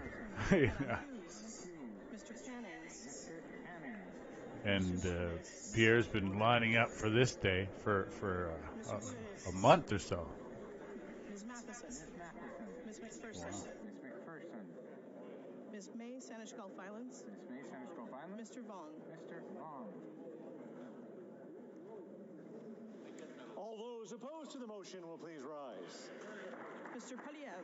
Mr. Poilievre. Mr. Bazan. Mr. Bazan. Mr. Kimmich. Mr. Kimmich. Mr. Perkins. Mr. Perkins. Mrs. Thomas. Mrs. Thomas. Mr. Dedtel. Mr. Dedtel. Mr. Paulus. Mr. Paulus. Mr. Scheer. Mr. Scheer. Ms. Landsman. Ms. Landsman. Ms. Lewis Haldeman Norfolk. Ms. Lewis Haldeman Norfolk. Mr. Barrett. Mr. Barrett. Mrs. Gray. Mrs. Gray. Mr. Barlow. Mr. Barlow. Mr. Moore. Mr. Moore. Mr. Ellis. Mr. Ellis. Mr. Kelly. Mr. Kelly. Mr. Baldinelli. Mr. Baldinelli. Mr. Cooper. Mr. Cooper. Mr. Hoback. Mr. Hoback. Mr. Davidson. Mr. Davidson. Mr. Small. Mr. Small. Mr. Brock. Mr. Brock. Mr. Beltud. Mr. Bertud. Mr. Workington. Mr. Workington. Mr. Abouteif. Mr. Abouteif. Mrs. Kusi. Mrs. Kuzi. Mr. Seaback. Mr. Seaback. Ms. Ferreri. Ms. Ferreri. Mrs. Block. Mrs. Block. Mr. Stewart. Mr. Stewart. Mr. Viss. Mr. Viss. Mr. Macaulay Edmonton West. Mr. Macaulay Edmonton West. Mr. Brassard. Mr. Brassard. Mrs. Goodrich. Mrs. Goodrich. Mr. Lawrence. Mr. Lawrence. Mr. Godin. Monsieur Godin. Madame Vien. Madame Vien. Mr. Morantz. Mr. Morantz. Mr. Williams. Mr. Williams. Mr. Malillo. Mr. Malillo. Mr. Tucker. Mr. Tucker. Ms. Gladue. Ms. Gladue. Mr. Chambers. Mr. Chambers. Mr. Patzer. Mr. Patzer. Mrs. Gallant. Mrs. Gallant. Mr. Vidal.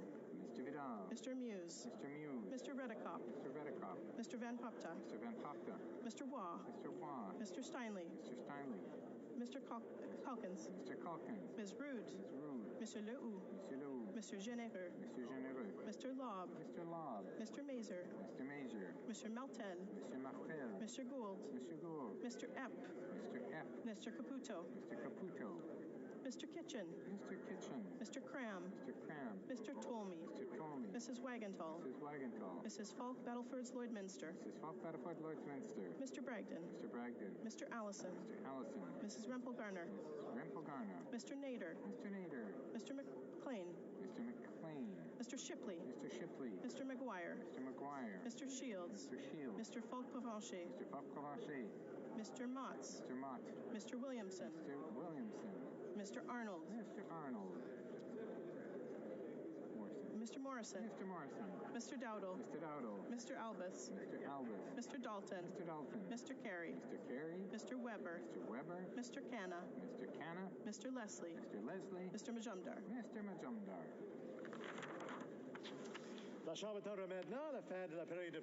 The House will now wait for the end of the electronic voting period before resuming its proceedings.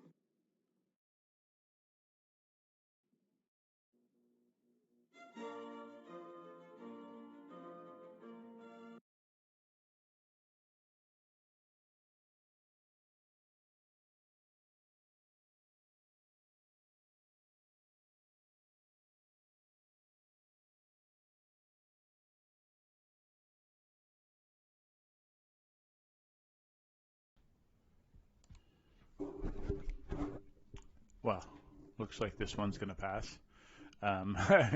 Everyone, I think, and you. Oh, there's a nay. Wow, one nay from a conservative. A conservative, another nay from a conservative. Unless I didn't read this right, I thought this was getting rid of Maid. Brett K says biggest problem in Canada is old stock Canadians, but we have a have a plan. It's I think what needs to happen is that road really what can really alleviate it is the road to the Ring of Fire, and with that though it can't just be that, so it has to be at all three levels, especially federal. Because it has to come with a major infrastructure budget to build like little towns along that road. Because whether there's lithium went down and nickel went down just for the last few months or whatever. But it's all going to go up in the long run. That ring of fire is going to be required.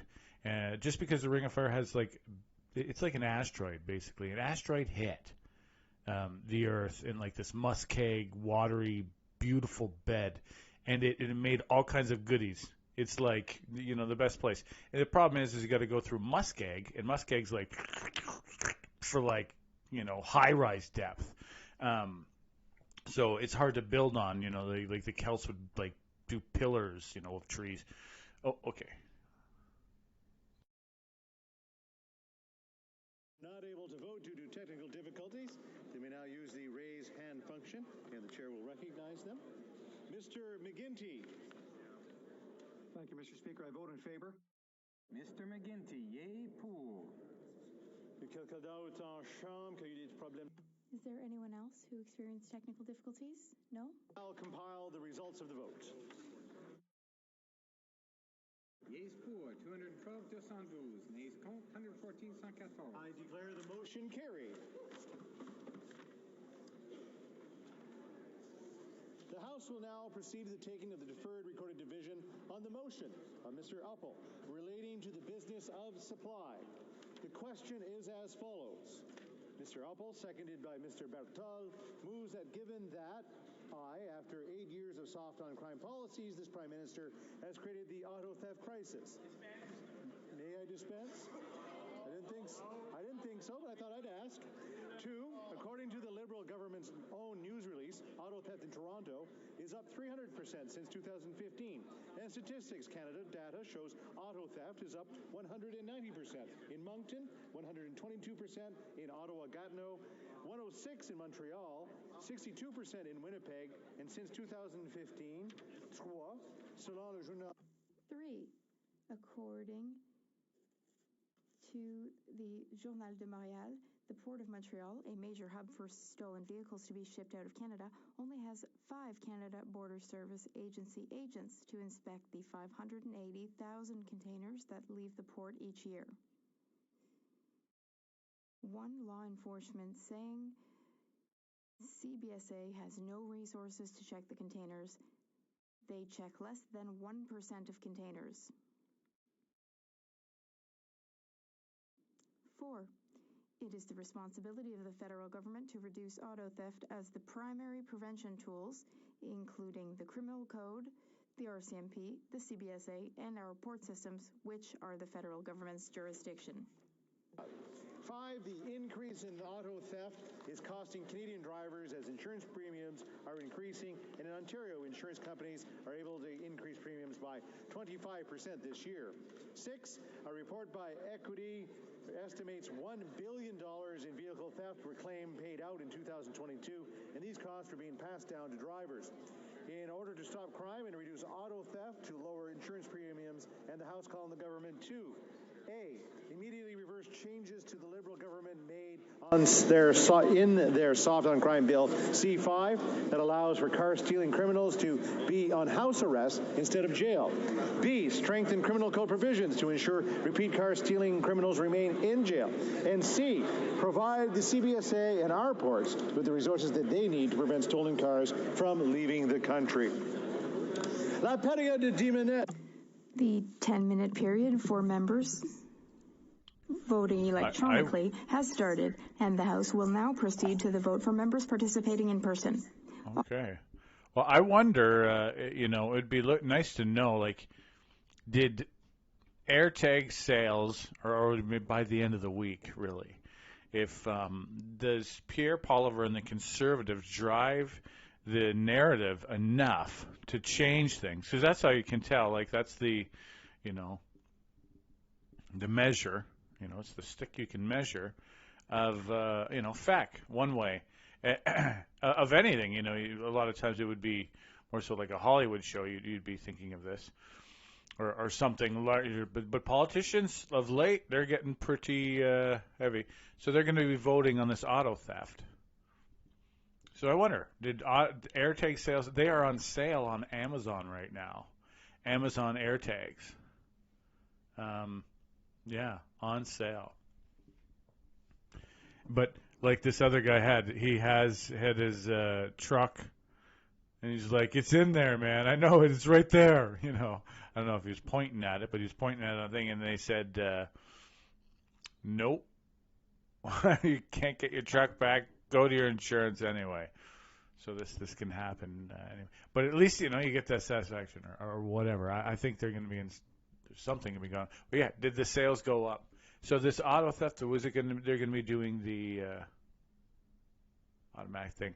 And then later we have some pretty, I think it's going to be fairly interesting committees. And I was going to chop them up and all this, but I'm going to have to put the whole thing on. Google, Meta, Amazon, they're all going to be there. MP Jolie, she's at another committee in the hot seat. So there's and a bunch of other interesting committees. So committees can be interesting. Tonight I'm going to do the live stream. So the vote, I'll make sure we're right on live so we don't have to. All those in favor of the motion? Okay, I talked to Mr. Morrison. Mr. Morrison. The Conservatives are voting for their motion. Albus. Are you surprised? Mr. Dalton. Mr. Dalton. Mr. Carey. Mr. Weber. I don't think the NDP will be voting on this. Greg Dobson says that Felix Swinkle. Mr. Vaughn. Some useful history. Evils of Socialism and Communism Awareness Month. Yeah, that's so true.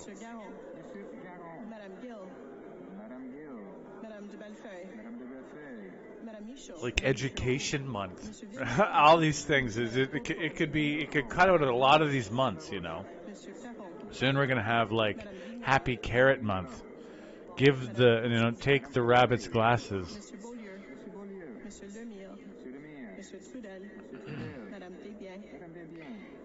But the thing is it costs nothing to do a holiday, and it can be meaningful to someone, and it costs nothing. That's the beauty of holidays. Well, if done well, it costs nothing, but it gains in stuff.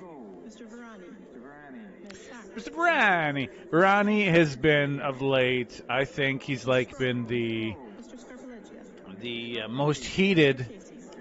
He's been drinking his coffee. He's been putting his coffee in his Wheaties of late. And then it's funny. It's like that corner. He's sitting beside an MP Suds and Sachs. And Suds has been on the CBC of late a lot. They haven't been having Minister, and the Blanc was on there. But he's of course, you know what I mean. Critical Tinkin Month? Oh, it's critically coming. Special police stations. They're doing an investigation on it. They paused for a month. They did for 4 days. They went to figure out, not to be too sarcastic. My tongue is firmly pressed upon thy cheek, though. It was an exercise in what we can't see. You know, a bunch of groups, Uyghur group, I believe it was, decided they're pulling out completely.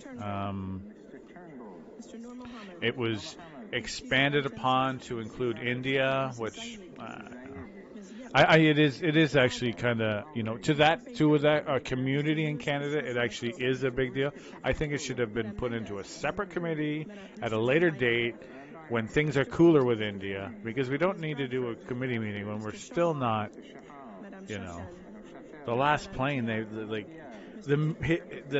Modi's mega media plastered Trudeau had cocaine on the plane, and he probably did, but they never found it, and if they did, it wasn't reported on. It's his media mogul. Like, media in India is awesome.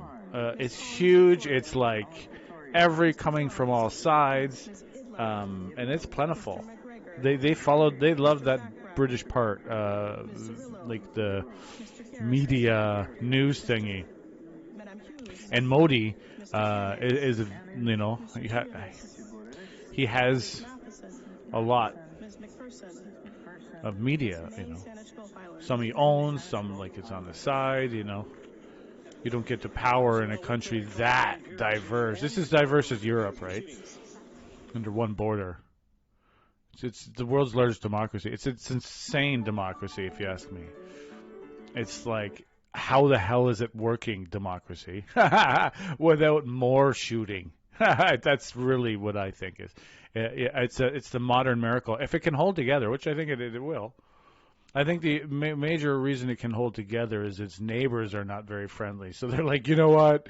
Instead of like really getting too heavy with each other, let's at least have a, of course I simplify things. Okay, what do we got? He never took grade 5 science. Nope, I never took it. No, I'm deaf. The critical thinking month. Cindy Wilson, can you imagine how much methane was in Dino poop? Good thing they are extinct. Oh no. Well, it fuels the world. It's going to be all hydrogen. And, oh yeah, winter become climate change. Yeah, it is odd. It's going to be all year round. We're going to hear that. Climate change is on it. Canada, actually, this is actually pretty good news. Bloomberg News. This is a surprise coming, I think, to everyone. They do every year. Basically, they're the company that takes the mining stocks, and they know all the numbers. They know that the digits, right? And so they're great for that. And every year they do basically critical minerals and rankings. And of the battery supply chain, so like that's the full circle thing, right? Canada came on top, beating China, which I thought we were nowhere near. But fairly quickly, I think it's maybe because of the plans in place, it must be, some of that. And some of it was also, of course, potential mining. If we can get our mining together, which thus far has been a quagmire. We have a critical mineral plan, and I'm really wanting to harp on it. Because it's kind of feels stalled. The federal, I think that, to get us to what needs to happen is unfortunately we're going to have to mine this crap for the new awesome, cool technologies that are non-harmful. And then we recycle them, right? And then there's that whole recycle industry that will come in after that. So you only have to replace like 15% after that. But at first, to get it, we have to mine it. And it's better we mine it than places where, like, you know how they cobalt, what they're doing in cobalt. If you want to see something that'll piss you off if you're human, is look at what they're doing. It's a cobalt mining, and that's all you need to do. Cobalt mining video or documentary, and that's all you need to do for Google, and you'll see what it was basically exactly this. The same pics it looked like that was out of like The Postman, if you remember that movie, that amazing movie with Kevin Costner and I don't know that guy, the photocopy salesman. Anyway, but more of them. It's just insane. Just Google the pics. I recommend it. Recommend it for a traumatizing, thought. Susan Grant says, "Would Quebec please separate?" Yeah, it'll be a really big headache if they separate. I don't think that this is about holding their control of their immigration, which I don't know. What do you think? That's not that. It's like their province. They're kind of really independent. Have them, it. And they're much more conservative leaning than the rest of the country. By far. You go into like Quebec in these towns, there's like churches everywhere. Freaking everywhere. Beautiful stone churches. Okay, I think they're good. I can stop talking now. Greg Dobson says, okay, wait. Because he's insane and driven. Oh. We're talking about, Guibault. I hope Guibault. Guy, weird science. There's 3 of them. Guibault has had some backlash from the Premier of Alberta, a couple other premiers. Oh, okay, here we go. Great. And the chair will recognize them. I see Mr. McGinty once again. Thank you, Mr. Chair. I'm not sure what the problem is, but I vote against. We're working on the app. Mr. McGuinty, nay, Combs. Anybody else? The table will now compile the results of the vote. Yeas pour 148, 148. Nays contre 179, 179. I declare the motion defeated. The House will now proceed to the taking of the deferred recorded division on the amendment of Mr. Steinley to the motion to concur in the 10th report of the Standing Committee on Agriculture and Agri-Food. The question is as follows. Mr. Barlow, seconded by Ms. Rood, moved that the 10th report of the Standing Committee on Agriculture and Agri-Food presented on Tuesday, June 13, 2023, be concurred in. The amendment. Mr. Steinley, seconded by Mr. Keurig, moves the following amendment, that the motion be amended by deleting all of the words after the word that and substituting the following. Quote, the 10th report of the Standing Committee on Agriculture and Agri-Food presented on Tuesday, June 13, 2023, be now not concurred in, and that it be recommitted to the Standing Committee on Agriculture and Agri-Food with instruction that it amend the same so as to, A, take in consideration that Bill C-234, or an act to amend the Greenhouse Gas Pollution Pricing Act, has been amended by the Senate in a way that will prevent farmers from getting a carbon tax carve-out for drying grain, or grain drying, barn heating, and other farm operations. And that since the Parliamentary Budget Officer has made clear that this bill, in its original form, would save Canadian farmers $1 billion by 2030, reducing the cost of food for Canadian families currently struggling to afford groceries, and B, recommend that the House adopt the motion rejecting the Senate amendments as soon as possible. End of quote. The 10-minute period for members voting electronically has started. The House will now proceed to the vote for members participating in person. All those in favor of the motion will please rise. Mr. Bazan. Mr. Bazan. Mr. Kimmich. Mr. Kimmich. Mr. Perkins. Mr. Perkins. Mrs. Thomas. Mrs. Thomas. Mr. Dented. Mr. Dentel. Mr. Paulus. Mr. Paulus. Ms. Lewis Haldeman Norfolk. Ms. Lewis Haldeman Norfolk. So it's vote day. Mrs. Gray. Mrs. Gray. Mr. Barlow. Mr. Barlow. Mr. That's Moore. vote day. Mr. Ellis. Mr. Ellis. Mr. Kelly. Mr. Kelly. Mr. Baldinelli. Mr. Baldinelli. Mr. Cooper. Mr. Cooper. Mr. Small. Mr. Small. Mr. Brock. Mr. Brock. Mr. Belton. Felix Venkel wants to disband all federal and provincial law enforcement agencies, require all cops to live near where they work. Much harder to abuse citizens when they are your neighbor. Yeah, they can't afford every neighborhood. And some neighborhoods are like, you know. Mr. Godin. Madame Vien. But yeah, Mr. Morans. in the suburbs, Mr. Williams. Mr. that's where they live. Mr. Tucker. Mr. Tucker. Ms. Gladue. No more money for Quebec. Susan Grant does not like Quebec. Mr. Muse. Mr. Muse. Mr. Buttercup. Mr. Buttercup. Mr. Van Popta. Mr. Van Popta. Mr. Waugh. And SW Mr. Steinley. Mr. Steinley. has noted that Mr. Lehoux. Mr. Lehoux. Mr. my Genevers. plans Mr. Genevers. Mr. like it Lobb. Mr. Long. when I Mr. exhale. Mazer. Mr. Mazer. Mr. Martin. Mr. Martel. Mr. Gould. Mr. Gould. Mr. Epp. Mr. Epp. Mr. Caputo. Mr. Caputo. A greenhouse plan would be. I'd really like to see a Mr. Tolmie. modern greenhouse. I've seen an AI thing with like the AI and the bots thingies. They're little pickers instead of having like not against workers that they have to fly up here and house and all that stuff. But I heard the complaints from the farmers, the local farmers. You know, like wish I could just hire people from here. You know, house feed, fly. You know, chaos that happens. But yeah, so like the future of farming is robots, right? There's going to be like a few like techies, a few bulls, you know, and a few accountants running like farms. Mr. Guilbeault. Mr. Guilbeault. Ms. Sachs. Ms. Sachs. Pierre Poilievre, I just didn't note. He did a good one. There's a really good interview he did it plastered everywhere today, where he's like mentioned, okay, so he went to the Port Authority. He basically got the lowdown. And one thing he said that was it's like, why don't they get scanners down?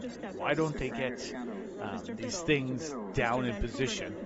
at these ports so they can see where they are, because that's what they're saying. They couldn't, he figured out the lowdown. And they're like, yeah, well, we don't know which one. He's like, well, there were scanners, And instead of hiring all these people and more bureaucracy, is what he said, let's do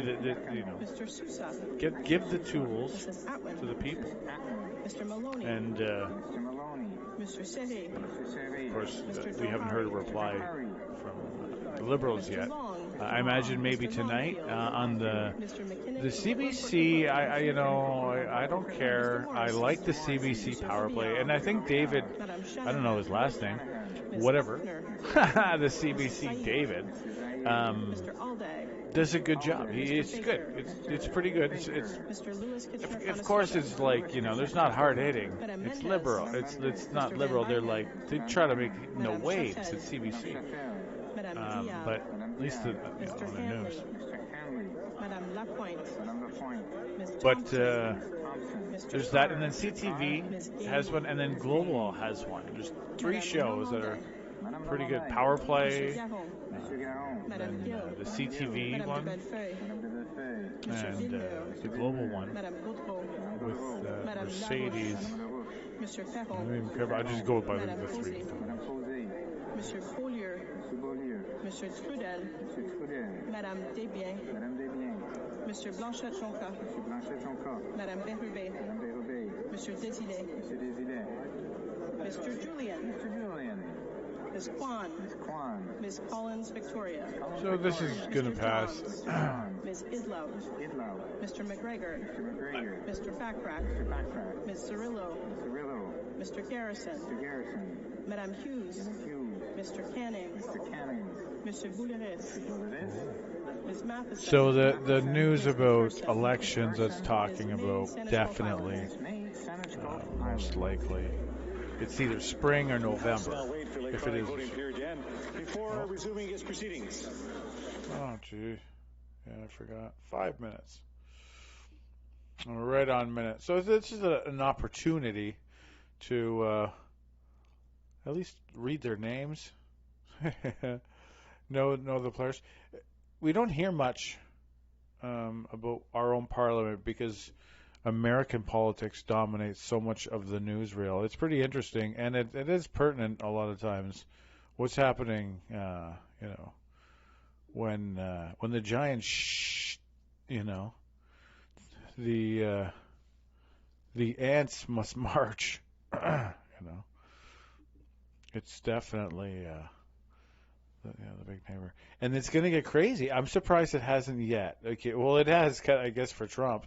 He's got 91 charges. His last charge is he's like, I want immunity. And they're like, no, you're not getting immunity. So that one was, they threw it. So it's basically his campaign is the courts, right? Basically. That's his half of his campaign, I think. Well, maybe 3/4 will be spent basically, hey, at least it's comfortable, maybe a bit, He doesn't have to go all the time, but that's where he can run his campaign, right?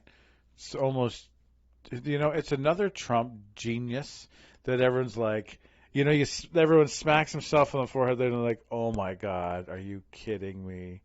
He did that.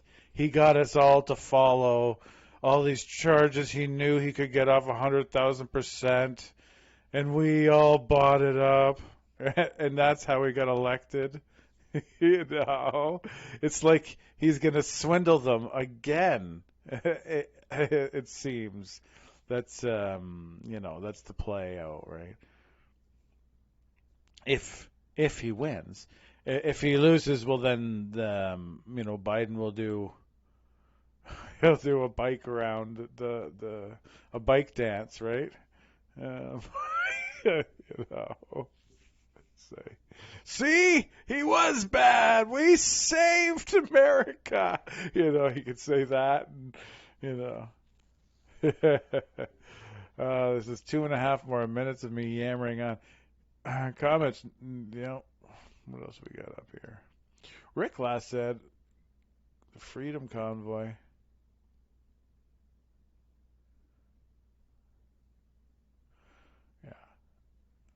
Well, the shutdown, it was pretty, the banks, I think, is where people really got, I think that's where like a lot of the freedom, the libertarian folk, you know, they got freaked out the most because, like, what do you mean?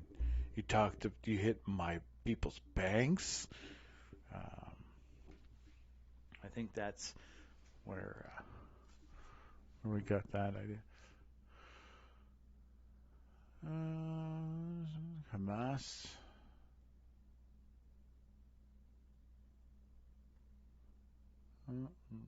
Every good topic in the comments.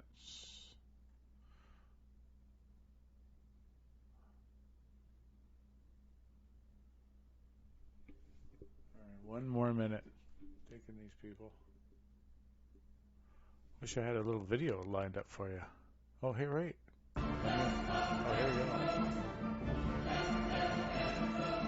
Principle of our democracy, and at no moment ever our government has ever interfered in democracy, and at no moment ever our government has ever interfered in principle of our democracy, and at no moment ever our government has ever investigation or police operation, nor we will ever do so.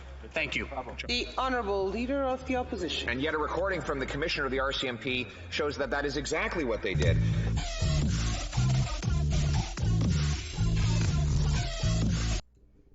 Oh, other news is that that spy guy, Cameron Ortis, was 14 years he got, plus time served. So, you know, so he already did his whatever, and so yeah, 14 years. So he'll serve what, 5 years of that? They were asking for 28 years. For selling secrets, basically selling secrets. He said he was working for a foreign nation, but when you're working for Canada and you're from Canada, I don't think you can work for a foreign nation and without orders from your own nation. You can't circumvent the chain of command. Oh, but he was from another nation, and he didn't say which nation.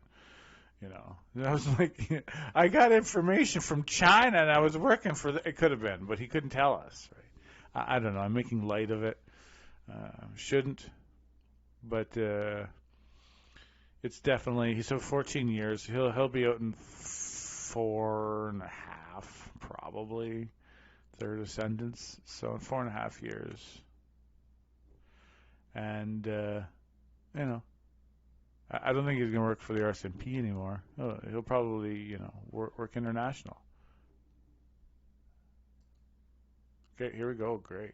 Members were unable to vote due to technical difficulties. Oh, no. We use the raise hand function, and the chair will recognize them. Ms. Valdez.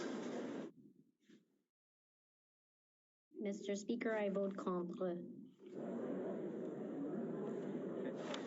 Contre. Okay. Anybody else with technical difficulties? The table will now compile the results of the vote. Yeas for 117, 117. Nays contre 211, 211. I declare the amendment defeated. The next question is on the main motion. The question is as follows. Mr. Barlow, seconded by Ms. Rood, moves that the 10th report of the Standing Committee on Agriculture and Agri-Food presented on Tuesday, June 13, 2023, be concurred in. La période de... The 10-minute period for members voting electronically has started, and the House will now proceed to the vote for members participating in person. All those in favor of the motion will please rise. Monsieur Guilbeault. Monsieur Guilbeault. Miss Sachs. Miss Sachs. Miss Scroll. Miss Scroll. Mr. Scarpellegia. Mr. Scarpellegia. Mr. Casey. Mr. Casey. Madame Saint-Onge. Madame Saint-Onge. Miss Sahota. Miss Sahota. Miss Ian. Miss Ian. Miss Jazik. Miss Jazik. Mrs. Romanado. Mrs. Romanado. Mr. Lamover. Mr. Lamover. Madame Fortier. Madame Fortier. Mr. Fragiscaros. Mr. Fragiscaros. Mr. Biddle. Mr. Biddle. Mr. Vancouverden. Mr. Vancouverden. Monsieur Lauzon. Monsieur Lauzon. Mr. Kuzmarchuk. Mr. Kuzmarchuk. Mr. May Cambridge. Mr. May Cambridge. Monsieur El Khoury. Monsieur El Khoury. Mr. Fonseca. Mr. Fonseca. Monsieur Yacono. Monsieur Yacono. Mr. Nagvi. Mr. Nagvi. Mr. Sousa. Mr. Sousa. Mrs. Atwin. Mrs. Atwin. Mr. Maloney. Mr. Maloney. Monsieur Serré. Monsieur Serré. Poilievre. Madame Koutrakis. Madame Koutrakis. Mr. Johari. Mr. Johari. Monsieur Lightbound. Monsieur Lightbound. Mr. Long. Mr. Long. Mr. Longfield. Mr. Longfield. Mr. McKinnon, Coquitlam, Port Coquitlam. Mr. McKinnon, Coquitlam, Port Coquitlam. Mr. Morrissey. Mr. Morrissey. Monsieur Robillard. Monsieur Robillard. Madame Shanahan. Madame Shanahan. Mrs. Zaid. Mrs. Zaid. Mr. Aldegg. Mr. Aldegg. Mr. Baker. Mr. Baker. Mr. Lewis Kitchener-Conestoga. Mr. Lewis Kitchener-Conestoga. Madame Mendez. It looks like this one's going to make it. It's going to go through. I think so far. Oh yeah. See, it looks like the top row basically all voted for this vote. This is by Conservative MP Barlow, aka Clark Kent, I think. Or is that only all? I don't know.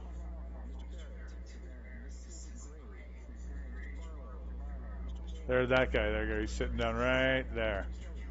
MP Barlow. This is his private member's bill. It's well, they read it out, and well, yeah, it looks like it.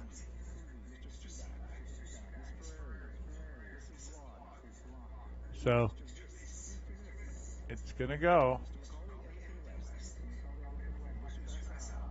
Liberals, everybody. I didn't see. Did all the NDP thus far?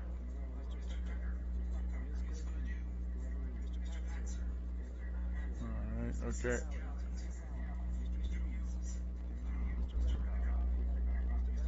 Well, no Bloc, no NDP. I don't think.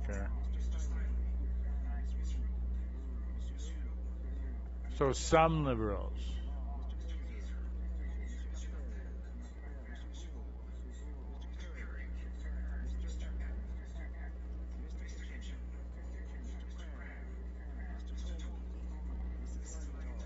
Going into each row.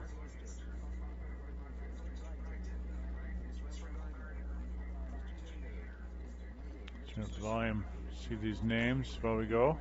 Mr. McGuire. Mr. McGuire. Mr. Falk Provencher. Mr. Falk Provencher. Mr. Motts. Mr. Motts. Mr. Arnold. Mr. Arnold. Mr. Morrison. Mr. Morrison. Mr. Doddle. Mr. Doddle. Mr. Albus. Mr. Albus. Mr. Weber. Mr. Weber. Mr. Leslie. Mr. Leslie. Mr. Majumdar. Mr. Majumdar. Back to Mr. Williamson. Mr. Williamson. Monsieur Terrien. Monsieur Terrien. Madame Normandin. Madame Normandin. Monsieur Simard. Monsieur Simard. Monsieur Garon. Monsieur Garon. Madame Gill. Madame Gill. Madame de Bellefeuille. Madame de Bellefeuille. Madame Michaud. Madame Michaud. Monsieur Villemur. Monsieur Villemur. Madame Godreau. Madame Godreau. Madame Larouche. Madame Larouche. Monsieur Perron. Yeah, so the Bloc, they're going for it also as well. It's going to go. Monsieur Lemire. Monsieur Trudel. Madame Desbiens. Madame Desbiens. Monsieur Blanchet-Jonca. Monsieur Blanchet-Jonca. Run by parties. Monsieur Desilets. Mr. Julian. Oh, Julian, there we go. Okay, so we got the NDP already for it. Someone's saying hello. It's his you know, he got to through.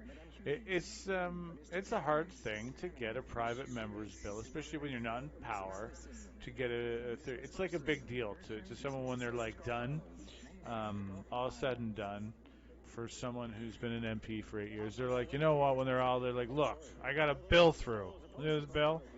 And they know it very well because they wrote it, so they can work on it later, you know, or something in that field. It would make sense a lot of times if it's big enough. So 5 minutes. We know it's a pass. Oh, and we'll have none of that. Yeah. Okay. So yays, right across the board. Yeah, so, you know, it's a big thing for them. It's a point of pride, you know, put it on the I love me wall for an MP. And also sometimes it's really good. But like I said, it's really hard to get one through. Everyone's going to kind of like it, so it's got to be, what's that word? Palatable? Very palatable.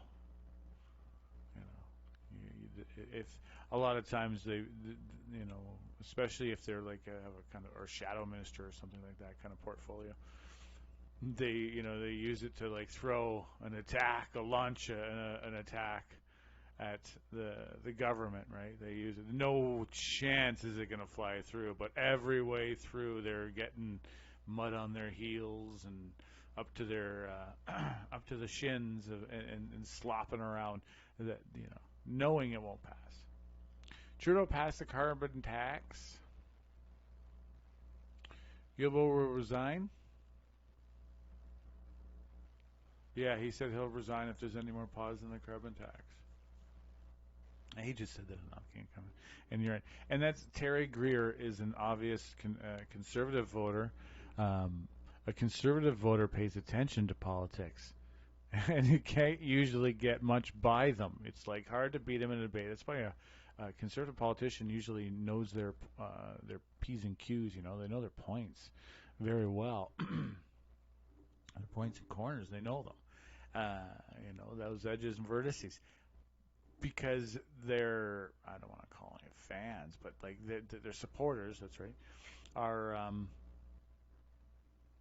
knowledgeable about what happens the day to day. Whereas on the other side, a lot of the left leaning, they're less paying attention to the day to day. Thus far, in politics, like in the politics of today, the right leaning is the AM radio. They know what's happened in the last few months. The liberal person is not. They know the culture war part maybe because it's in there. But that just seems to blanket put people in a large thing is not good. Which committee is Jolie in? I don't know. It's not. I mean, it's not going to happen for a long time, and it's going to be delayed now because of the vote. So. All that is probably not going to happen. Don't know yet. But, yeah, I'll put it in there. Do the full stream. It should be fairly interesting, and there's quite a bit of interesting. That's not the only one. There's just lots. And it won't be a grilling. It won't be can't get a chance for a grilling. I don't know, maybe. We'll see. Maybe a few clips will be had. But we have 2 minutes left. Oh, there's that video.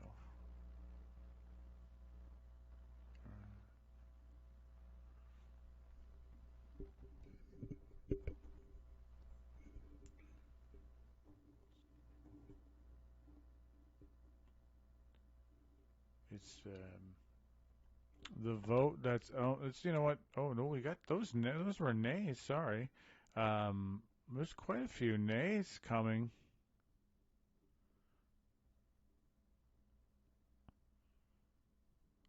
On the liberal side here,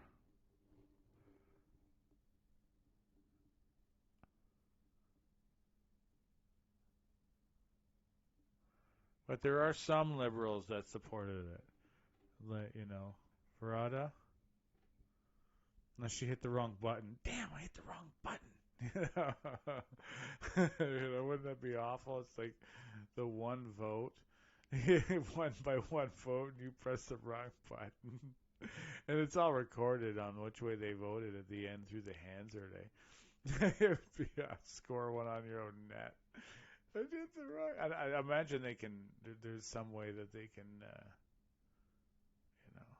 rectify it. Of course, it's Parliament. It's not like a split-second meeting or hockey. We got Rick Velke's back. Pierre and Trudeau both voted yay on that one. See? Yeah, so this is farmers' grocery affordability, examining the costs in Canada. Yes, this is